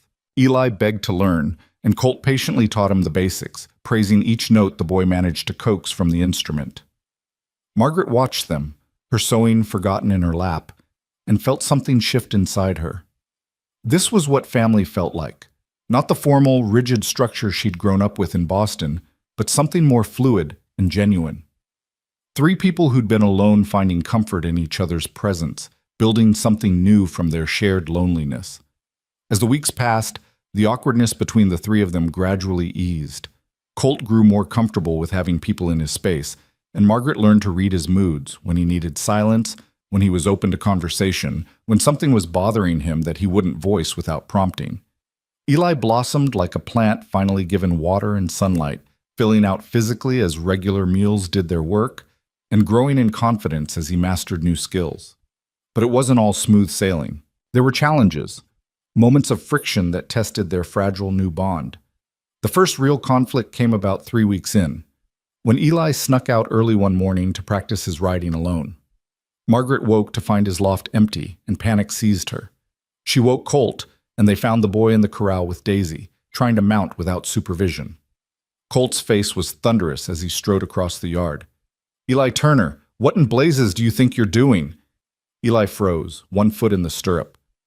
"I just wanted to practice. I didn't think—" "No, you didn't think!" Colt's voice cracked like a whip, and Margaret was startled by the anger in it. "You don't ride alone until I say you're ready. You understand me? Horses are dangerous, boy. You make a mistake, you could break your neck, and we wouldn't even know you were hurt until it was too late." "I'm sorry," Eli whispered, tears starting in his eyes. "I didn't mean to." "I don't care what you meant. I care about keeping you safe. Now get down from there." Eli dismounted, his face crumbling, and ran past them toward the cabin. Margaret started to follow, but Colt caught her arm. "Let him go. He needs to sit with what he did wrong." "He made a mistake," Margaret said, pulling free. "He's a child, Colt. Children make mistakes, and they need to learn from them. I'm not going to coddle him into thinking he can do whatever he wants without consequences." "There's a difference between teaching consequences and frightening him." Margaret's own temper flared now. You scared him half to death just now. Was that really necessary? Yes, Colt said flatly. Because if I don't scare him now, the horse might kill him later. This ain't Boston, Margaret. Out here, mistakes can be fatal. He needs to understand that. They stood glaring at each other, and Margaret realized this was their first real argument. The first time their different approaches to raising Eli had come into direct conflict. Fine, she said stiffly, but I'm going to check on him, because someone needs to. She found Eli in his loft, face buried in his pillow, shoulders shaking with silent sobs. Margaret climbed up and sat beside him, her hand gentle on his back. I'm sorry, Eli choked out. I didn't mean to make him angry. I just wanted to show him I could do it, that I was learning, that I was worth... Oh, Eli, Margaret's heart broke. You don't have to prove your worth to us. You have nothing to prove. But what if I mess up too much? What if he decides I'm too much trouble and sends me away? So that was the real fear. Margaret should have seen it coming. A child who'd been abandoned, rejected, told he was worthless. Of course he would think any mistake might cost him this new home. Eli, look at me. She waited until his tear-stained face turned toward her. Mr. Colt was angry because he was scared. He was scared you might get hurt. That's not the same as not wanting you here. Do you understand? But I made him so mad. Because he cares about you. People don't get that angry about someone's safety unless they care very much. He's not going to send you away. Neither of us is. This is your home now for keeps, but we need you to be safe, which means following the rules even when you don't like them. Eli nodded slowly, sniffling. I should apologize to him. That would be good, but maybe give him a little time to calm down first. An hour later, Margaret found Colt in the barn, mucking out stalls with more force than necessary. She leaned against the door frame, watching him work. He's terrified you're going to send him away, she said without preamble. Colt's shovel paused mid-swing. What? Eli. He thinks that because he made you angry, you'll decide he's too much trouble. That's why he's so upset, not because you yelled, but because he thinks he might lose this home. Colt set down the shovel and wiped his forehead. That's ridiculous. One mistake doesn't... He stopped, understanding dawning. He doesn't know that, does he? In his experience, one mistake is all it takes. Exactly. Damn. Colt leaned against the stall door, his anger deflating into something more complicated. I didn't mean to scare him like that. When I saw him up on that horse alone, I thought about all the ways it could go wrong. Thought about finding him hurt or worse, and You panicked, Margaret supplied gently, because you care about him. I understand that, Colt, but he needs to understand it too. He needs to hear you say that you were scared for him, not disappointed in him. Colt nodded slowly. I'll talk to him. After chores. And Margaret? He met her eyes. Thanks. For understanding. For helping me understand. That evening, after supper, Colt asked Eli to come outside with him. Margaret watched from the window as they sat together on the porch steps, Colt's hands working a piece of leather while he talked. She couldn't hear the words, but she saw Eli's posture gradually relax, saw him lean against Colt's shoulder, and saw the cowboy's arm come up to hold him close. When they came back inside, Eli's eyes were red, but his smile was genuine. Mr. Colt says I can go back to riding tomorrow, but only with supervision until he says I'm ready for solo rides. That sounds fair, Margaret said. And he says, Eli's voice wobbled. He says, even if I make 100 mistakes, even if I mess up every single day, he's not sending me anywhere. Said I'm his, and that's that. That's right, Colt confirmed quietly. That's exactly right. The incident marked a turning point. They'd weathered their first real conflict and come through it intact, maybe even stronger. Eli seemed more secure after that, more willing to make mistakes and ask questions without fear. And Colt and Margaret learned to communicate better, to check with each other before making decisions about the boy, to present a united front even when they disagreed privately. As spring deepened into summer, the ranch work intensified. There was fence mending, cattle branding, hay cutting, and 100 other tasks. Margaret found herself taking on more of the household work to free Colt and Eli for the outdoor labor. She learned to bake bread, to preserve vegetables, to make soap and candles, and all the things a ranch wife would know. She caught herself sometimes thinking that phrase, ranch wife, and had to remind herself that she wasn't Colt's wife. She was just, what? His partner in raising Eli? His housekeeper? The lines were blurry and getting blurrier as the days passed, because somewhere along the way, without either of them quite meaning for it to happen, things had begun to change between them. It started with small things. The way Colt's eyes would linger on her when he thought she wasn't looking. The way her heart would skip when his hand accidentally brushed hers while reaching for the same dish. The comfortable silences that stretched between them, heavy with unspoken awareness. One evening in late June, after Eli had gone to bed, Margaret and Colt sat on the porch watching the stars emerge. The air was soft and warm, thick with the scent of honeysuckle and cut hay. Somewhere in the distance a coyote called, and cattle lowed in response. "I've been thinking," Colt said slowly, not looking at her, "about hiring some help. Ranch is getting to be more than I can manage with just me and Eli. Thought maybe I'd bring on a hand or two for the busy season." "That makes sense," Margaret agreed. "You've been working yourself ragged. Been thinking about other things too." His voice was careful, controlled. "About the future. About what happens as Eli gets older, needs more than just the two of us can give him." Margaret's heart began to pound, though she couldn't have said why. "What do you mean?" Colt was quiet for so long she thought he wouldn't answer. Then finally, "About whether this arrangement we've got is sustainable long term. About whether it's fair to you, living out here without any real claim or security." "I have enough security," Margaret said, though her voice wavered slightly. "I have a home, work that matters. A child to teach and care for. That's more than I had before." "But what about what you want?"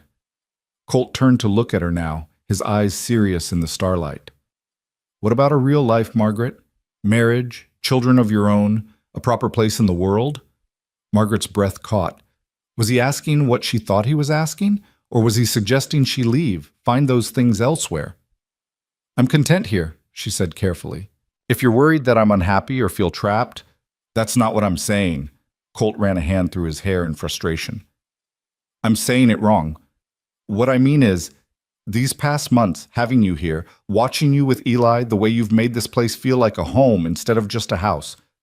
Margaret, A scream cut through the night, high and terrified. "Eli." They both bolted to their feet and raced inside. Colt took the loft ladder in 3 bounds, while Margaret lit a lamp with shaking hands. She could hear Colt's voice, low and soothing, and Eli's sobbing breaths. "Just a nightmare, son. You're all right. You're safe. I've got you." When Colt climbed down a few minutes later, Eli clinging to him like a burr, the boy's face was pale and streaked with tears. "I dreamed you left me," Eli whispered. "Both of you. I woke up and the cabin was empty and I was alone again, and nobody cared, and... Hey! Margaret came to them, wrapping her arms around both Eli and Colt. "We're right here. We're not going anywhere." "Promise?" Eli's voice was small and broken. "Promise you won't leave?" "I promise," Margaret said firmly. "I'm staying right here for as long as you need me. Longer." "Me too," Colt added. "Eli, you're stuck with us now. For better or worse, through nightmares and all the rest. We're your family. That means we stay. Understand?" Eli nodded against Colt's shoulder, and Margaret felt tears prick her own eyes. The moment she'd shared with Colt on the porch was gone, interrupted, but maybe that was for the best. Whatever he'd been about to say, whatever question had been forming, this wasn't the time. They got Eli settled back in his loft, both of them staying until his breathing evened out into sleep.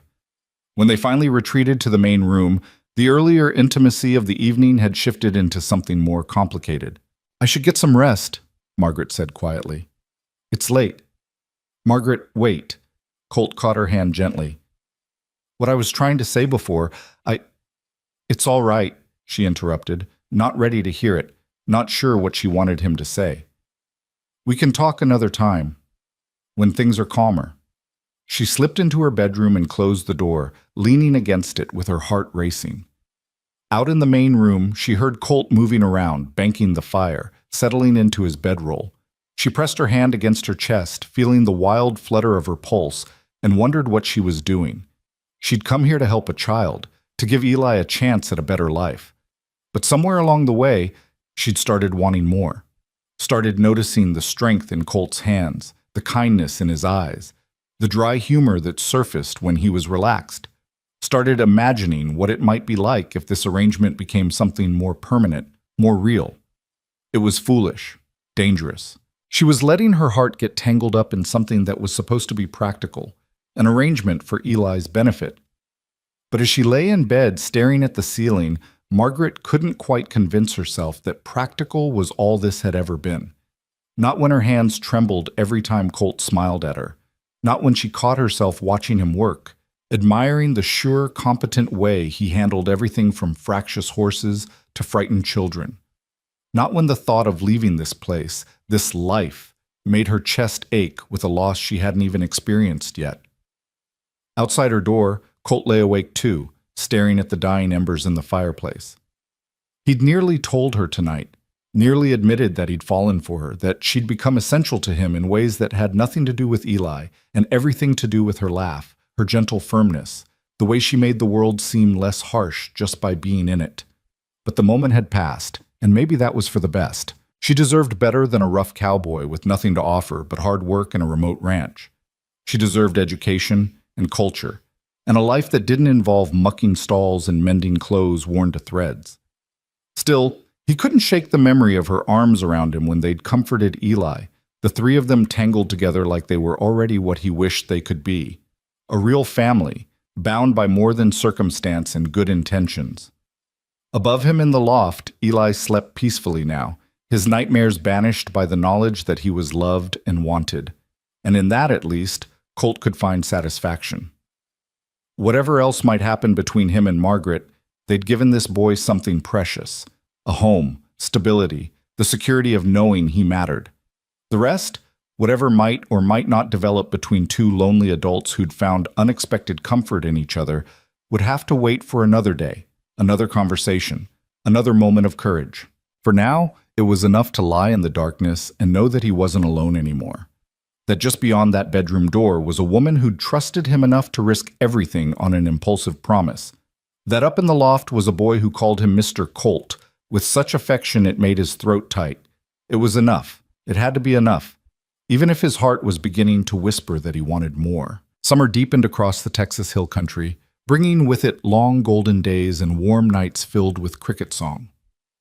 The ranch thrived under their combined efforts, the cattle growing fat on good grass, the garden Margaret had planted yielding tomatoes and beans and squash. Eli had grown at least 2 inches and filled out enough that his cheekbones no longer jutted sharply from his face. He rode Daisy with confidence now, could rope a fence post 3 times out of 5, and read well enough that Margaret had started him on more advanced texts. But beneath the surface harmony, tension simmered between the two adults. Ever since that interrupted conversation on the porch, something had shifted. They were more careful around each other now, more aware. Their hands never accidentally touched anymore because they were both consciously avoiding it. Their conversations stayed safely impersonal, focused on Eli or the ranch or the weather, never straying into dangerous territory. It was Eli who finally forced the issue, though he didn't mean to. It happened on a Saturday in late July, during their weekly trip to town for supplies. They'd fallen into the habit of going together, the 3 of them, making it an outing that Eli looked forward to all week. This time, as they browsed the general store, Eli had wandered over to look at the candy jars while Colt settled accounts with Morrison and Margaret examined fabric. An older woman Margaret didn't recognize approached Eli, all sharp eyes and sharper tongue. "Well now, aren't you the Turner orphan? Heard you'd run off when Mrs. Halstead died. Caused quite the scandal." Eli's face flushed, but he lifted his chin. "I got a home now. A real home." "Oh?" The woman's gaze cut to Colt and Margaret across the store. "With that cowboy and the dismissed teacher, I suppose. Living out there in sin, from what I hear. What kind of home is that for a child?" Margaret felt the blood drain from her face as several other customers turned to stare. Colt had gone very still, his hand frozen in the act of counting coins, But before either of them could respond, Eli spoke up, his young voice ringing clear and fierce. "It's the best home I've ever had. Mr. Colt and Miss Margaret, they care about me. They feed me and teach me and make sure I'm safe. That's more than anybody else ever did, including Mrs. Halstead with all her praying and rules. So I don't care what you think about it. I don't care what anybody thinks." "Well, I never," the woman sputtered. "That's enough." Colt's voice cut through the store like a knife, quiet but unmistakable in its authority. He crossed to Eli and put a protective hand on the boy's shoulder. "Ma'am, I suggest you mind your own business. What happens at my ranch is no concern of yours." "The whole town is talking about it," the woman said primly. "An unmarried man and a woman living together, raising a child without any legal—" "The whole town can talk itself blue in the face," Colt interrupted. "Won't change a thing. Now, if you'll excuse us, we have shopping to finish." He steered Eli toward the door, and Margaret quickly gathered her parcels and followed, her face burning with humiliation. The ride back to the ranch was tense and silent. Eli wedged between them on the wagon seat, deflated after his brave defense. When they reached home and unloaded the supplies, Eli disappeared to the barn to tend Daisy. Colt stood in the yard, hands on his hips, staring at nothing. Margaret busied herself putting away the groceries, her hands shaking slightly. "Margaret," Colt appeared in the doorway. "We need to talk." "I know." She set down the sack of flour, not looking at him. "I know what you're going to say. That maybe this was a mistake. That the gossip will hurt Eli. That perhaps I should find somewhere else." "What? No." Colt crossed the room in 3 strides. "That's not what I'm saying at all. Margaret, look at me." She finally met his eyes, surprised to find them fierce and determined rather than regretful. "What that woman said in town, she wasn't entirely wrong. This situation we've created, it's unconventional. People are going to talk, and that talk might affect Eli eventually. Might affect you too." He paused, seeming to gather his courage. "So I think we should fix it." Margaret's heart sank. "I don't see how we can fix gossip. We can get married." The words fell into the space between them like stones into still water, sending ripples of shock through Margaret's entire body. She stared at him, certain she'd misheard. "What?" Colt ran a hand through his hair, suddenly looking uncertain. "I'm saying it all wrong again. Look, I know this wasn't part of the original plan. You came here to help with Eli, and that's what you've done, more than I ever could have hoped. But these past months, having you here, Margaret, you've become more than just Eli's teacher. You've become—" He stopped, struggling for words. "You matter to me, a lot. And I hope, that maybe I matter to you too." Margaret's legs felt weak. She groped for a chair and sat down heavily. "You're proposing marriage, to stop gossip."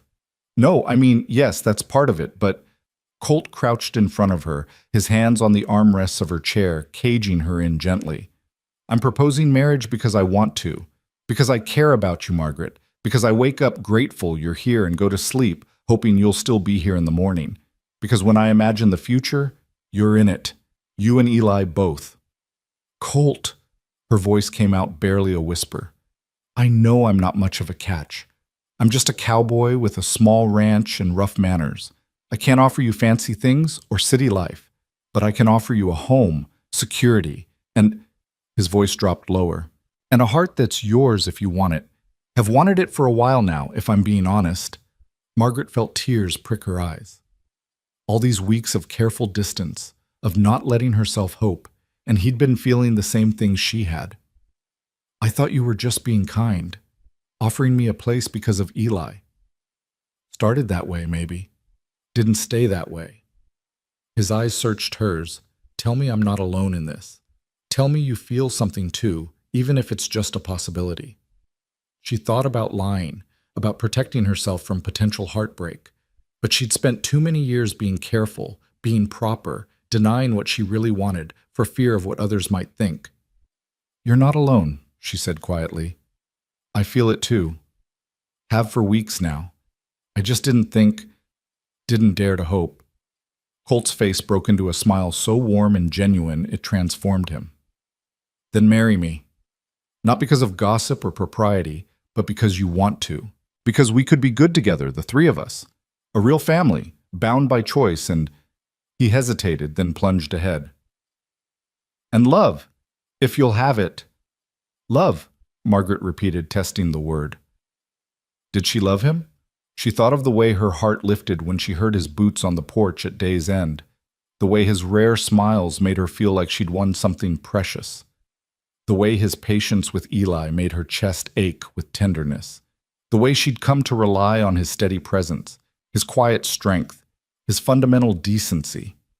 Yes, she loved him, had been falling in love with him slowly all summer, too afraid to acknowledge it even to herself. Yes, she said, and watched his eyes widen with hope and disbelief. Yes, Colt, I'll marry you. For a moment he just stared at her as if he couldn't quite believe what he'd heard. Then he was pulling her up from the chair and into his arms, holding her so tightly she could feel his heart pounding against hers. His hand cradled the back of her head, and she felt his breath shudder out against her hair. You mean it? His voice was rough with emotion. You're sure? I'm sure. Margaret pulled back just enough to see his face. I've never been more sure of anything. Colt's hand came up to cup her cheek, his thumb brushing away a tear she hadn't realized had fallen. I'm going to try my damnedest to make you happy, Margaret, to give you the kind of life you deserve. You already have, she whispered, and then his lips were on hers, gentle at first and then deeper, a kiss that tasted of promise and possibility and coming home. They broke apart at the sound of the barn door slamming. Eli was heading back toward the cabin, and they quickly stepped apart, both flushed and slightly breathless. The boy burst through the door, then stopped short, looking between them with a puzzled expression. Did something happen? You both look weird. Colt cleared his throat. Actually, son, something did happen. Miss Margaret and I, we've been talking, and we've decided— He glanced at Margaret, who nodded encouragingly. We're going to get married. Eli's eyes went wide. Married? You mean like for real married? Like husband and wife?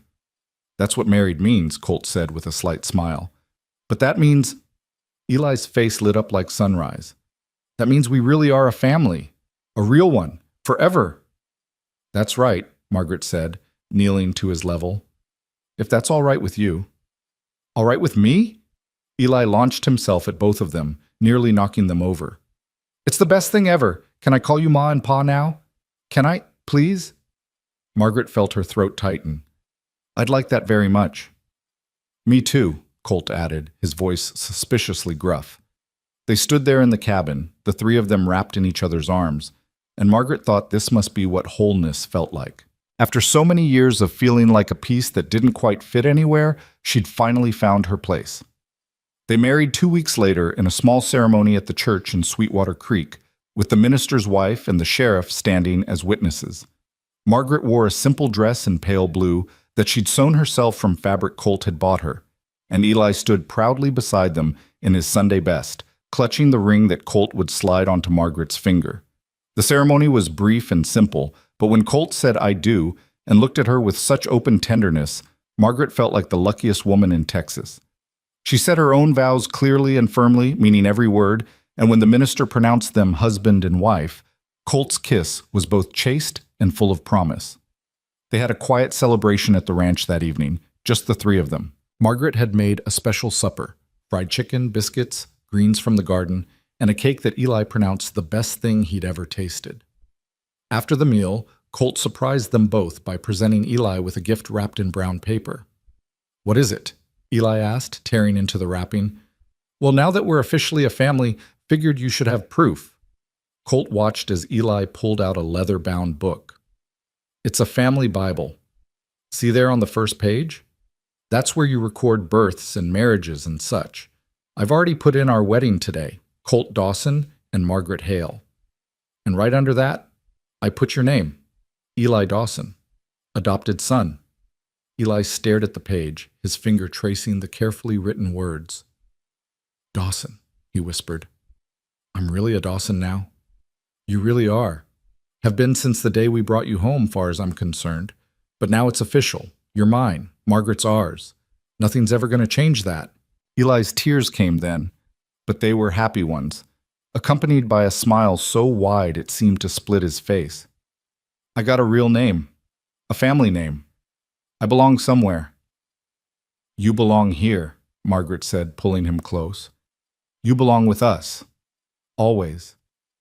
That night, after Eli had finally gone to sleep, exhausted from excitement and cake, Margaret stood in the bedroom that was now truly hers to share, nervous in a way she hadn't expected. She'd changed into her nightgown, braided her hair, and now sat on the edge of the bed wondering what happened next. The door opened quietly and Colt stepped in, still fully dressed. He looked almost as nervous as she felt. "I can sleep out in the main room tonight," he said quietly. "If you need more time. No pressure, Margaret. We can take this as slow as you want." She looked at this man who'd shown her nothing but respect and kindness, who'd given her a home and a family and his name without asking for anything in return. And she realized she didn't want slow. She'd spent enough of her life being careful and cautious. This was her husband, chosen freely, and she wanted to start their life together properly. "Stay," she said softly. "Please stay." Colt's expression shifted, relief and desire mixing with tenderness. He crossed to her slowly, giving her time to change her mind. But Margaret didn't waver. When he sat beside her on the bed, she turned to face him. "I'm nervous," she admitted. "I don't really know. That is, I've never—" "Neither have I," Colt said, surprising her. "Not like this. Not with someone who matters." He kissed her then, gentle and patient, and Margaret felt the last of her nervousness ease away. This was right. They were right. Whatever they didn't know, they would figure out together. The weeks that followed their wedding brought a new ease to the household. The awkward tension that had marked the summer dissipated, replaced by genuine intimacy and partnership. Margaret moved her belongings into the main bedroom, and Colt's bedroll disappeared from in front of the fireplace. They fell into the rhythms of married life with surprising naturalness, learning each other's habits and preferences, negotiating the small compromises that sharing a life required. Eli noticed the change immediately and seemed to blossom even more under the security of their official union. He called them Ma and Pa now, without hesitation, and his nightmares became less frequent, then stopped altogether. He worked harder at his lessons, knowing that his place here wasn't temporary or conditional. This was his family, his home, forever. But their newfound happiness was tested sooner than any of them expected. It came in early October, when the first real cold snap of autumn arrived. Colt had been out checking cattle in the north pasture, making sure they were all accounted for before the weather turned. He'd taken Eli with him, teaching the boy to track and count, essential skills for any rancher. They'd been gone since dawn, and Margaret expected them back by mid-afternoon. But the sun sank lower and lower, and still they didn't return. By the time darkness fell, Margaret was pacing the porch anxiously, scanning the horizon for any sign of them. Finally, just as she was about to saddle Bessie and go looking herself, she heard hoofbeats. But only one horse came into view, and her heart plummeted when she saw it was Daisy, with Eli riding double behind someone else. Not Colt. As they drew closer, Margaret realized it was Tom Bennett, their nearest neighbor, and he was holding Eli steady in the saddle. The boy looked pale and frightened. "Mrs. Dawson," Tom called as he rode up. "Found the boy on the ridge trail. Says Colt's hurt." Margaret's blood ran cold. "Hurt? How bad?" "Don't know. Boy says his horse spooked at a snake, threw him hard, hit his head on a rock. Eli came for help." "Where is he?" Margaret was already moving toward the barn, her mind racing. "West Ridge, near the creek crossing. I've got lanterns and rope in my saddlebag. We need to go now before it gets full dark and we lose the trail." "I'm coming with you." Margaret's voice left no room for argument. "Ma, I can show you where—" Eli started, but Margaret cut him off. "No, you stay here. Keep the fire going. Keep the house warm. We'll bring him back." She turned to Tom. "How long has he been out there?" "Maybe 2 hours, near as I can figure. Boy rode hard to get help." 2 hours. 2 hours alone in the cold, injured, possibly bleeding. Margaret fought down panic as she helped Tom saddle a fresh horse. She threw on Colt's heavy coat and grabbed blankets and the first aid supplies she kept in the house. The ride to the West Ridge felt eternal, though it probably only took 30 minutes. Tom led the way with a lantern, following Eli's directions, and Margaret's heart pounded so hard she thought it might burst from her chest. Please let him be all right. Please let us find him in time. Please, please, please. They found him exactly where Eli had said, slumped against a boulder near the creek crossing. His horse stood nearby, reins trailing, apparently having calmed down after throwing its rider. In the lamplight, Margaret could see blood matting Colt's hair on one side, and his face was pale as milk. Colt! She threw herself from the horse before it had fully stopped and scrambled to his side. Colt, can you hear me? His eyes fluttered open, unfocused and confused. Margaret, what are you? Why are you? You were thrown. You're hurt. We're going to get you home. She examined the wound on his head as gently as she could, relieved to find it wasn't as deep as she'd feared, though he'd have a hell of a goose egg. Can you stand? I think so. With Tom's help, they got Colt to his feet, though he swayed dangerously and had to lean heavily on both of them. Definitely got his bell rung, Tom observed. Probably concussed. We need to get him home and keep him awake tonight, make sure it's not serious.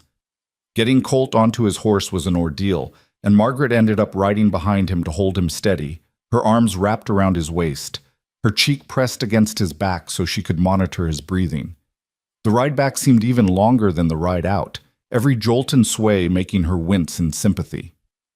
Eli burst out of the cabin the moment he heard the horses, his face a mask of worry. Pa, is he all right? Is he gonna die? He's not going to die, Margaret said firmly, though fear still gripped her heart. He's just hurt. Help us get him inside. Between the three of them, they managed to get Colt into the cabin and onto the bed. Margaret immediately set to cleaning the wound on his head, while Tom built up the fire and Eli heated water. Colt drifted in and out of full consciousness, murmuring things that didn't quite make sense.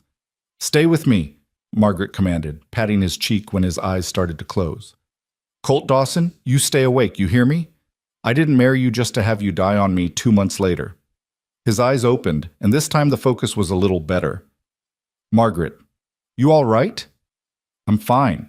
You're the one who decided to go flying off your horse like a greenhorn. Snake, he mumbled, big rattler. Storm spooked, threw me before I could get him settled. I know, Eli told us. It's all right, you're going to be fine. Tom stayed for another hour, helping Margaret watch over Colt and making sure he stayed conscious. Finally, satisfied that the danger had passed, he took his leave. Keep waking him through the night, he advised. Don't let him sleep more than an hour at a time. If he starts vomiting or can't recognize you, ride for the doctor immediately. After Tom left, Margaret sent Eli to bed, though she doubted the boy would sleep much. Then she settled in for the long night of keeping watch over her husband. Colt drifted in and out of lucidity, sometimes knowing exactly where he was and who she was, other times confused and disoriented. During one of his clearer moments, he reached for her hand. I'm sorry, he mumbled. Scared you. Didn't mean to. I know you didn't. Margaret's voice was thick with emotion she'd been holding back. But Colt, when I saw you lying there, when I thought you might be, I realized how much I need you, not just for Eli, but for me. I can't lose you. Not planning on going anywhere. His hand tightened on hers. Promised you forever. Still mean it. Good. Because I'm holding you to that promise.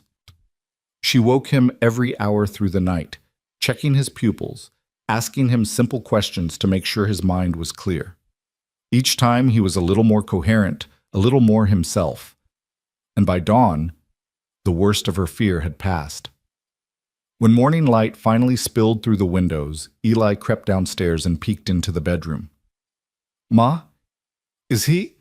He's all right, Margaret said, her voice hoarse from exhaustion. He's going to be fine.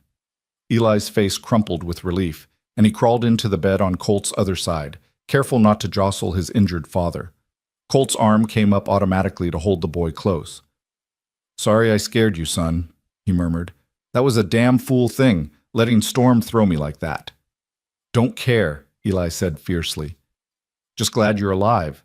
When I saw you lying there, not moving, I thought, I know, but I'm tough to kill. Gonna take more than a rattlesnake and a hard landing to keep me down.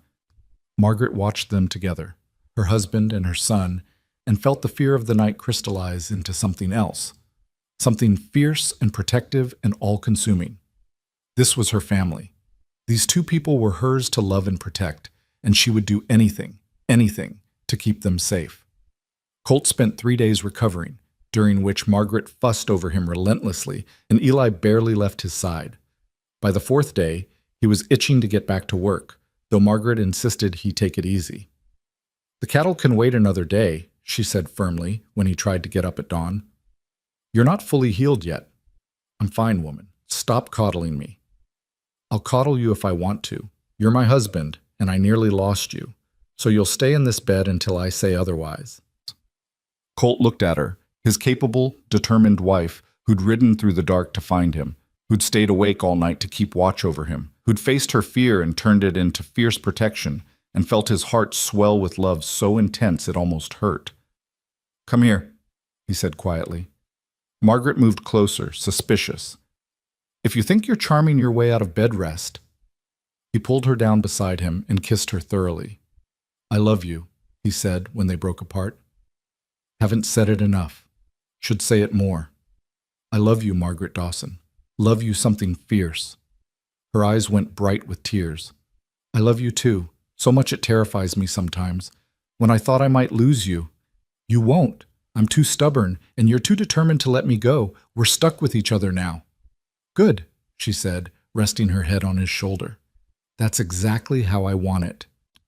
They lay there together as the morning sun warmed the room, and from the loft they could hear Eli stirring, Buck's tail thumping the floor as the boy woke. This was their life now, full of work and worry, of small joys and sudden scares, of love that had crept up on them quietly and then taken root so deep nothing could shake it loose. It wasn't the life Margaret had imagined for herself back in Boston, teaching proper young ladies in a proper school. It wasn't the lonely existence Colt had resigned himself to after Jack's death. It was better. Messier and scarier and more complicated, but infinitely better. Because they had each other. And as long as that remained true, they could face anything the Texas wilderness threw at them. Winter came early that year, sweeping down from the north with winds that rattled the cabin windows and turned the grass silver with frost. By November, the hills wore a coat of white more often than not, and the cattle huddled together in the sheltered valleys, their breath making clouds in the cold air. Inside the cabin, though, warmth radiated from the fireplace and from the family gathered around it. Margaret sat in the rocking chair with her sewing, working on a new shirt for Eli, who seemed to grow an inch every time she turned around.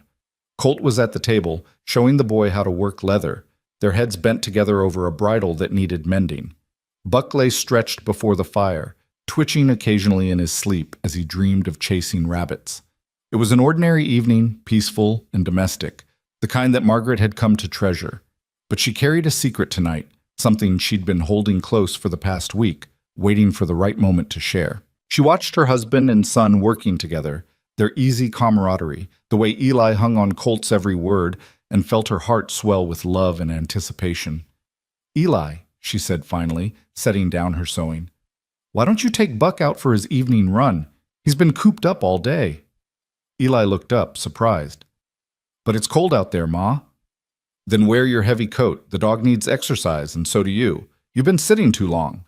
The boy recognized the tone, the one that meant his mother wanted privacy for adult conversation. He gathered Buck and bundled into his coat, shooting curious glances at both his parents before heading out into the cold evening. Colt watched him go, then turned to Margaret with a slight smile. "That wasn't subtle." "I wasn't trying to be subtle." Margaret set aside her sewing and moved to the table, sitting across from him. Her hands trembled slightly, and she folded them in her lap to hide it. "I need to tell you something." His expression shifted immediately to concern. "What's wrong? Are you sick? Did something happen?" "Nothing's wrong. At least, I don't think it's wrong. I hope you won't think it's wrong." She was babbling, nervous in a way she hadn't been since she'd accepted his proposal. "Colt, I'm with child." For a moment, he just stared at her, his hands frozen on the leather he'd been working. Then his eyes went wide with wonder and something that looked like fear. You're certain?" "As certain as I can be. I've missed my courses twice now, and I've been feeling sick in the mornings and—" She gestured vaguely. I know the signs, Colt. I'm going to have a baby. We're going to have a baby. Colt stood abruptly, his chair scraping back, and for a terrible moment Margaret thought he was going to walk away, that this was too much, that she'd somehow miscalculated what he wanted from their marriage. But then he was around the table and pulling her into his arms, holding her so tightly she could barely breathe. "A baby," he whispered against her hair, his voice rough with emotion. "Margaret, we're gonna have a baby. You're happy?" She pulled back to see his face. "You're not angry or worried or—" Happy doesn't even begin to cover it. His hand came up to cup her face, his thumb brushing her cheekbone. "Scared half to death, but happy. Margaret, I never thought, after everything, I never imagined I'd have this. A wife, a son, and now—" His voice broke slightly. "Now another child, a baby to raise from the beginning." "I'm scared too," Margaret admitted. "Childbirth is dangerous out here, so far from doctors, and we'll manage. We'll get through it together." Colt's jaw set with determination. "I'll ride to town tomorrow, talk to the midwife. Make sure she knows to be ready when your time comes. And we'll prepare, stock up on supplies. Make sure you have everything you need." "It won't be until spring," Margaret said. "Late April or early May, I think." "Then we have time." He kissed her softly, reverently, as if she'd become something precious and fragile. "Time to get ready. Time to tell Eli. Time for me to stop panicking." Margaret laughed despite her own nerves. "You're panicking?" "Terrified. What do I know about babies? At least with Eli he was already 10, could talk and feed himself and use the privy. A baby is just tiny and helpless and completely dependent. What if I do it wrong? Then we'll figure it out together, just like we've figured out everything else." She took his hand and placed it on her still flat stomach. "This child is already so loved, Colt, by both of us. That's the most important thing." They stood like that for a long moment, Colt's hand warm on her belly, both of them imagining the life growing there. Then the door burst open and Eli tumbled in with Buck, both of them covered in snow. "It started snowing again," the boy announced, shaking snow from his hair. "Big fat flakes coming down real heavy. Buck tried to eat them and—" He stopped, noticing their position, the way they were looking at each other. "What? What happened? Did I miss something?" Margaret and Colt exchanged glances, and she nodded. Might as well tell him now. "Come here, son," Colt said, and Eli approached warily, probably expecting to be scolded for tracking snow inside. "We've got some news, good news. Your ma and I, we're going to have a baby. You're going to be a big brother." Eli's mouth dropped open. For a long moment, he just stood there, processing, and Margaret held her breath, suddenly worried about how he'd take it. Would he feel replaced? Jealous? Would this threaten the security they'd worked so hard to build? Then Eli's face split into the widest grin she'd ever seen. "A baby? Really? A real baby? Like tiny and everything?" "That's generally how babies work," Colt said with a slight smile. When? When does it get here?" "Not until spring," Margaret said. "It takes time for a baby to grow." Spring. Eli was already planning, his mind racing ahead. "We'll have to make sure the cabin's extra warm and maybe build a cradle, and I can help take care of it, right? I can be a good big brother. I'll teach it everything I know about horses and roping and—" "Slow down," Margaret laughed, relief flooding through her. "The baby won't be doing any riding or roping for quite a while. But yes, you can help. You'll be very important." Eli threw his arms around both of them, and they stood in a three-way embrace while snow continued to fall outside and the fire crackled warm and bright. This was their family, Margaret thought, and it was about to grow. The idea was both terrifying and wonderful. The winter passed in a flurry of preparation. Colt built a beautiful cradle from oak, carving delicate patterns into the wood during the long evenings. Margaret sewed tiny clothes and blankets, her hands remembering skills her own mother had taught her years ago. Eli appointed himself chief baby preparer, asking endless questions about what babies needed and how they worked and whether this one would be a boy or a girl. "Don't really matter," Colt said one evening as they all worked on their various projects. "Long as the baby's healthy and your ma comes through it safe, that's all I care about." But Margaret saw the way his hands sometimes paused on the cradle, the distant look in his eyes, and knew he was imagining holding his child, probably hoping for a daughter with dark hair in his eyes, or maybe a son with Margaret's features. The specifics didn't matter. He'd love this child regardless, but she understood the dreams that came with anticipation. Christmas arrived, and they celebrated simply but joyfully.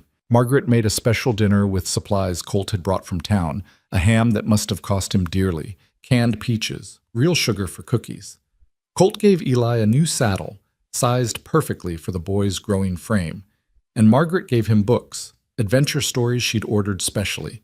For each other, they exchanged practical gifts wrapped in sentiment. A new shawl for Margaret that Colt had picked out himself, running his rough fingers over the soft wool until the shopkeeper assured him it was the finest they had. A carved pipe for Colt that Margaret had commissioned from a craftsman in town, knowing he'd given up smoking years ago, but had always admired the look of a good pipe. But the best gift was simply being together, the three of them safe and warm while snow piled up outside. Eli fell asleep by the fire with his head in Margaret's lap, and Colt carried him to his loft bed before returning to sit with his wife. "Next Christmas there'll be 4 of us," Margaret said softly, her hand on her growing belly. She was starting to show now, her dresses getting snug despite the letting out she'd done. 5, counting Buck, Colt added, and they both smiled. As winter deepened into January and then February, Margaret's pregnancy became more evident.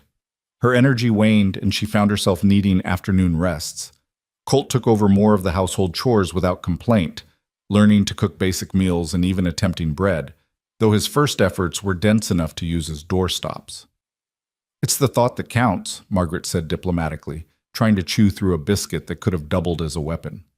"It's terrible, and you know it," Colt said with a laugh. "But I'm learning. By the time this baby comes, I'll be able to feed us all without poisoning anyone." Eli helped too, taking on more responsibilities without being asked. He kept the firewood stocked, fed the chickens, helped with cooking, and read to Margaret in the afternoons when she was tired. He'd grown so much in the past year, physically and emotionally, transforming from a scared, hungry orphan into a confident young man who knew he was loved and valued. One afternoon in late February, as Margaret dozed in the rocking chair and Eli read beside her, Colt came in from working in the barn with a strange expression on his face. "Eli, go check on the horses, would you? Make sure they've got enough water."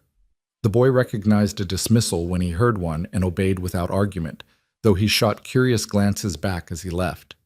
Colt waited until the door closed, then pulled a chair close to Margaret's and took her hand. "What is it?" Margaret asked, suddenly alert. "What's wrong?" "Nothing's wrong. At least I don't think so. He paused, gathering his thoughts. "I rode into town this morning while you were resting. Went to see Judge Morrison about something." Margaret's heart began to pound. "About what?" "About adopting Eli. Legally, officially, making him a Dawson in the eyes of the law, not just in our hearts." Colt pulled papers from his coat pocket. "I've been thinking about it for months, since before the wedding even. But with the baby coming, I wanted to make sure Eli knows, absolutely knows, that he's ours same as any child we have together, that nothing changes for him." Tears sprang to Margaret's eyes. "Colt, the judge said we both need to sign, and Eli needs to consent since he's over 10. Then it's official. He'll legally be our son, with all the rights and privileges that come with it, including inheriting the ranch someday." Colt's voice grew rough. "I want him to know he's not just the boy we took in out of charity. He's our son, our first son, and nothing, not the baby, not time, not anything, will ever change that." Margaret couldn't speak for a moment, overwhelmed by love for this man who thought so deeply about a child's heart. "When do we tell him?" "Now, if you're up for it. Together." They called Eli back inside, and the boy came running, probably worried something was wrong with his mother or the baby. His face showed relief when he saw Margaret sitting up and smiling, but confusion when he noticed the papers on the table. "Am I in trouble?" he asked cautiously. "The opposite of trouble," Colt said. "Come sit down, son. We need to talk to you about something important." Eli sat, his eyes darting between them nervously. Margaret reached over and took his hand. "Eli, you know we love you, right?" she began. You know you're our son in every way that matters? Yes, ma'am. His voice was uncertain, clearly not sure where this was going. Well, we want to make it official, Colt said, pushing the papers across the table. These are adoption papers. If you agree, if you want this, we'll sign them and file them with the court. Then you'll legally be Eli Dawson, our adopted son. Not just a boy we're raising, but our actual son. Eli stared at the papers as if they might bite him. But I thought, I already call you Ma and Pa. I already am a Dawson. In our hearts, yes, Margaret said gently. But this makes it legal. It means if anything ever happened to us, you'd inherit the ranch. It means no one can ever question your place in this family. It means you're ours forever, officially. Why now? Eli's voice came out small. Is it because of the baby? Because you want your real child to Stop right there. Colt's voice was firm but not harsh. You are our real child, Eli. Have been since the day I found you outside that store and decided nobody was going to make you feel unwanted ever again. The baby coming doesn't change that one bit. In fact, that's exactly why we're doing this now. To make absolutely sure you understand that you're not being replaced or pushed aside. You're our first son, and that's a special place that belongs only to you. Tears streamed down Eli's face now, but he was smiling. You really mean it? I can really be yours? Forever and official. If you want to be, Margaret said. This has to be your choice, Eli. Do you want us to be your parents? Legally, officially, permanently? Yes! The word burst out of him like he'd been holding it back his entire life. Yes, please. I want that more than anything. Colt pulled out a pen and ink. Then let's make it official. You sign here, your ma and I sign here, and then we take it to the judge. Simple as that. They signed the papers together, Eli's handwriting still a little shaky but legible, his full name written carefully, Eli Turner Dawson. Margaret added her signature, then Colt added his large hand steady and sure. When they were done, Eli stared at the papers with wonder. That's it? I'm really your son now? You were always our son, Colt said. This just makes it so the whole world knows it too. Eli launched himself at both of them, and they held him while he cried happy tears, releasing years of fear and uncertainty. He was home. He was wanted. He belonged. And now he had proof, signed and legal and permanent. Spring arrived gradually, the snow melting to reveal green grass and wildflowers that painted the hills in brilliant colors. Margaret grew larger and slower, her belly now prominent, the baby moving actively inside her. She felt the flutter of tiny kicks and would take Colt's hand and place it where the baby moved, watching his face light up with wonder. Strong one, he'd say, feeling the movements. Gonna be a fighter. Takes after its father, then, Margaret would reply, and Colt would flush with pleasure. As April turned warm and beautiful, they began to prepare in earnest for the birth. Mrs. Henderson, the midwife from town, made a visit to check on Margaret and gave her approval. Baby's positioned well, mother's healthy, should be a straightforward birth, God willing. Send word when her pains start, and I'll come immediately. But as Margaret's due date approached, she grew anxious. Childbirth had killed so many women she'd known. Her own mother had died bringing a stillborn son into the world when Margaret was 15. What if something went wrong? What if she left Colt alone with 2 children and a ranch to manage? What if... Stop, Colt said one night, finding her awake and staring at the ceiling. I can hear you thinking from here, and it's not good thoughts. I'm scared, Margaret admitted. Women die in childbirth all the time, Colt, especially out here, so far from... You're not going to die. His voice was absolute, as if he could command reality itself. I won't let you. We've come too far, built too much. You don't get to leave me now, Margaret Dawson. I won't allow it. Despite her fear, she smiled. You're very bossy for someone who has no control over the situation. Then control it you will. You're the strongest woman I know.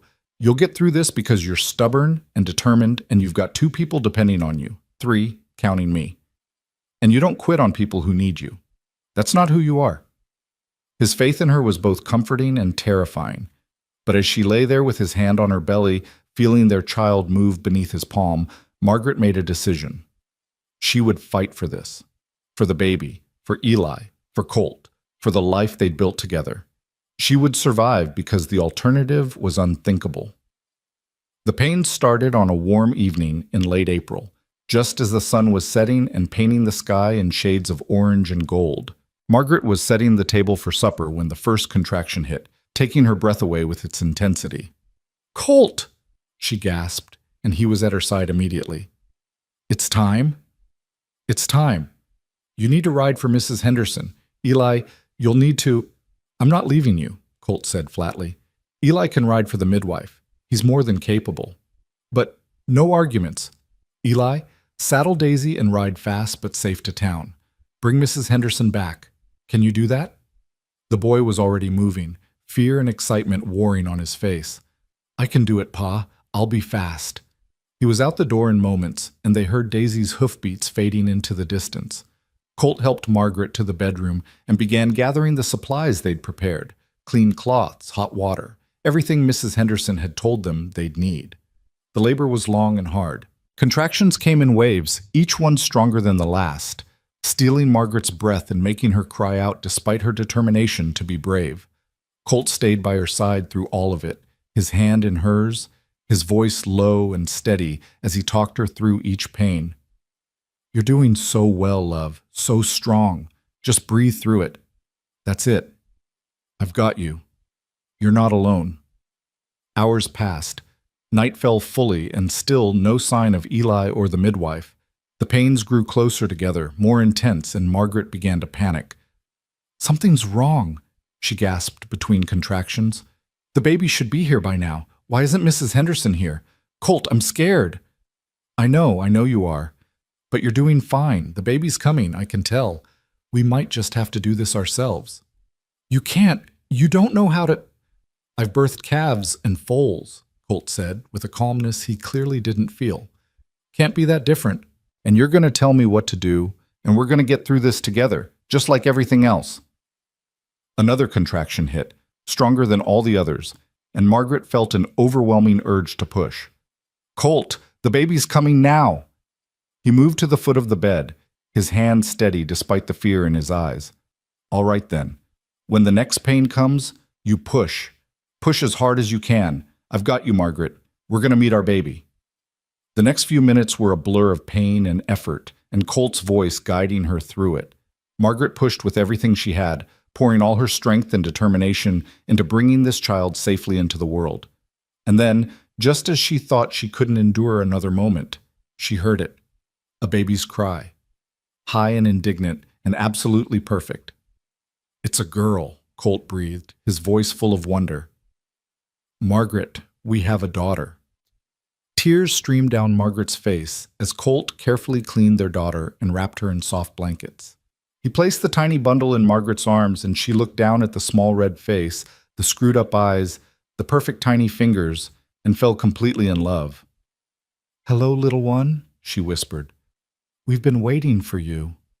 The baby, their daughter, had a shock of dark hair, and when she finally opened her eyes, they were the same gray-blue as her father's. She was perfect and healthy and more beautiful than anything Margaret had ever seen. "You did it," Colt said, his hand gentle on Margaret's hair.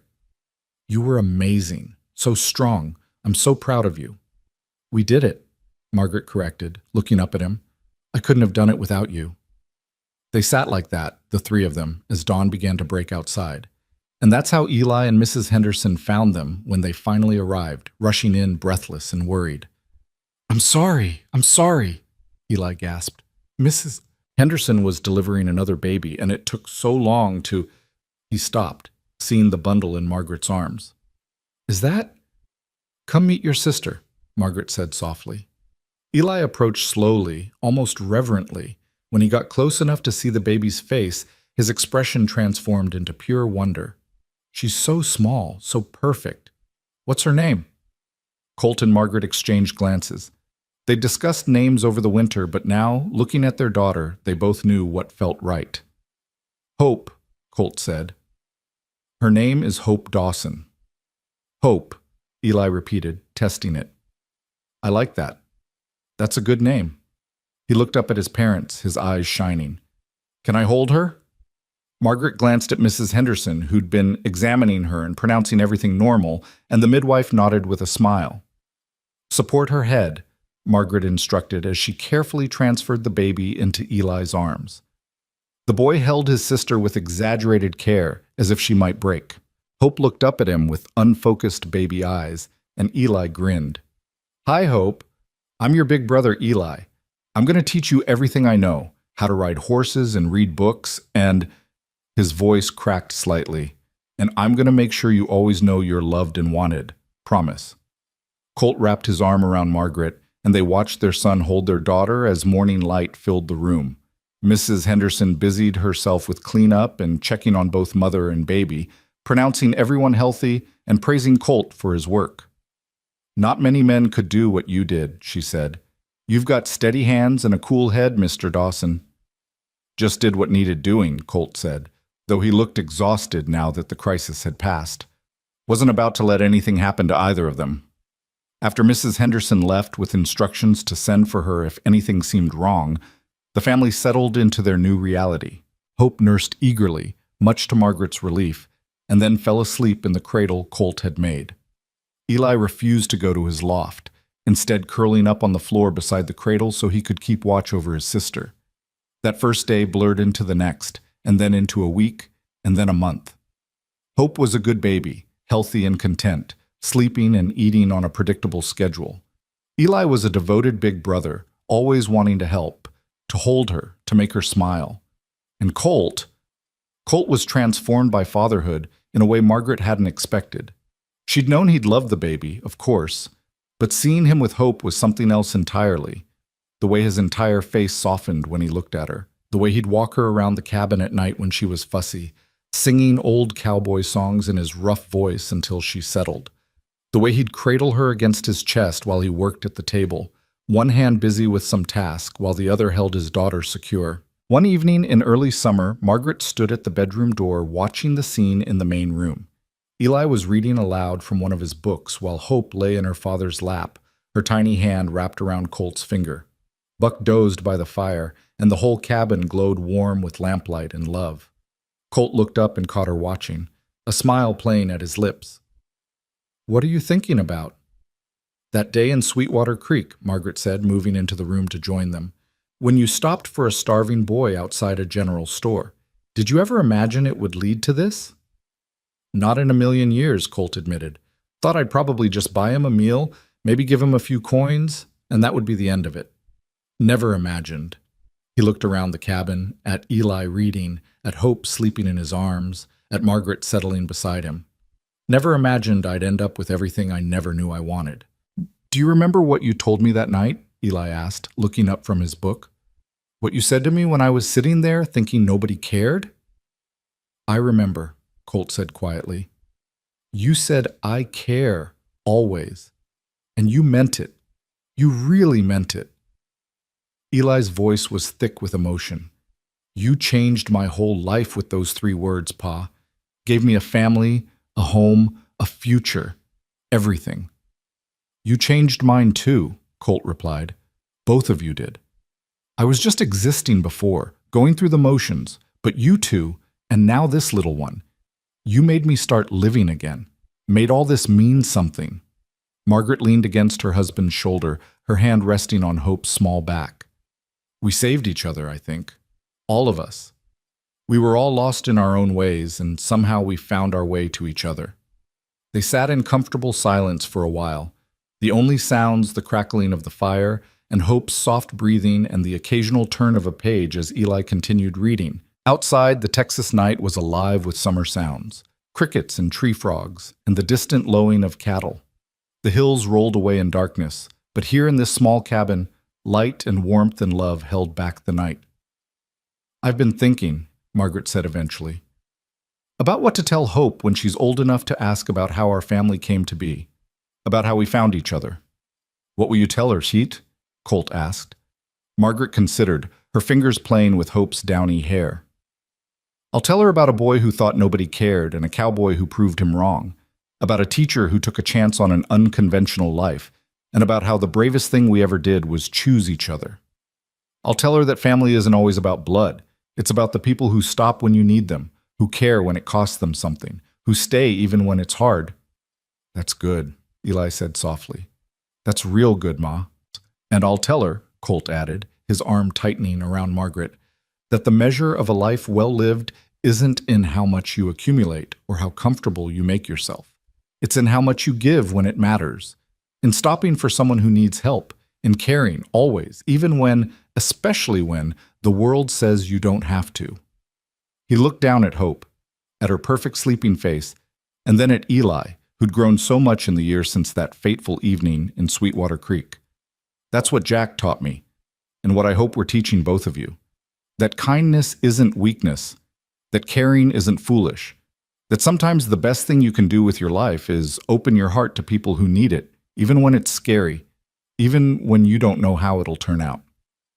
It turned out pretty well, I'd say, Margaret murmured, and Colt smiled.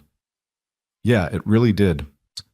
As the evening deepened and Hope woke for her feeding, they moved through the familiar routines of family life. Eli helped bank the fire and prepare for bed. Colt checked the doors and windows, making sure everything was secure. Margaret nursed the baby in the rocking chair, humming softly. And slowly, naturally, they all settled into sleep. In his loft, Eli lay beneath his blankets thinking about how different his life was from just a year ago. He'd been alone and hungry and convinced he'd never matter to anyone. Now he had parents who loved him, a baby sister he'd protect with his life, and a home that would always be his.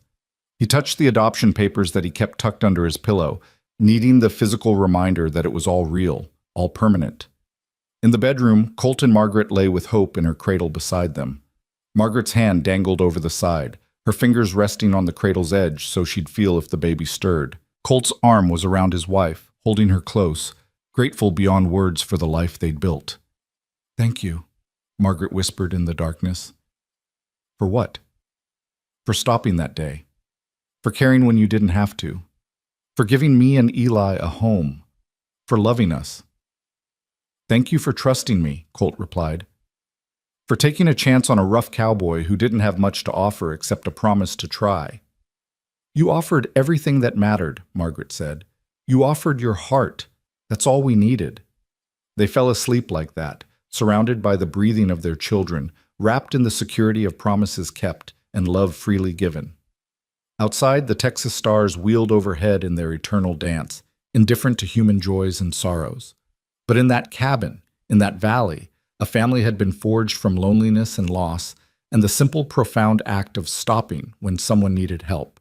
The years would bring their share of challenges, drought and illness, hard winters, and harder decisions. Eli would grow into a fine young man who'd eventually bring home a wife of his own.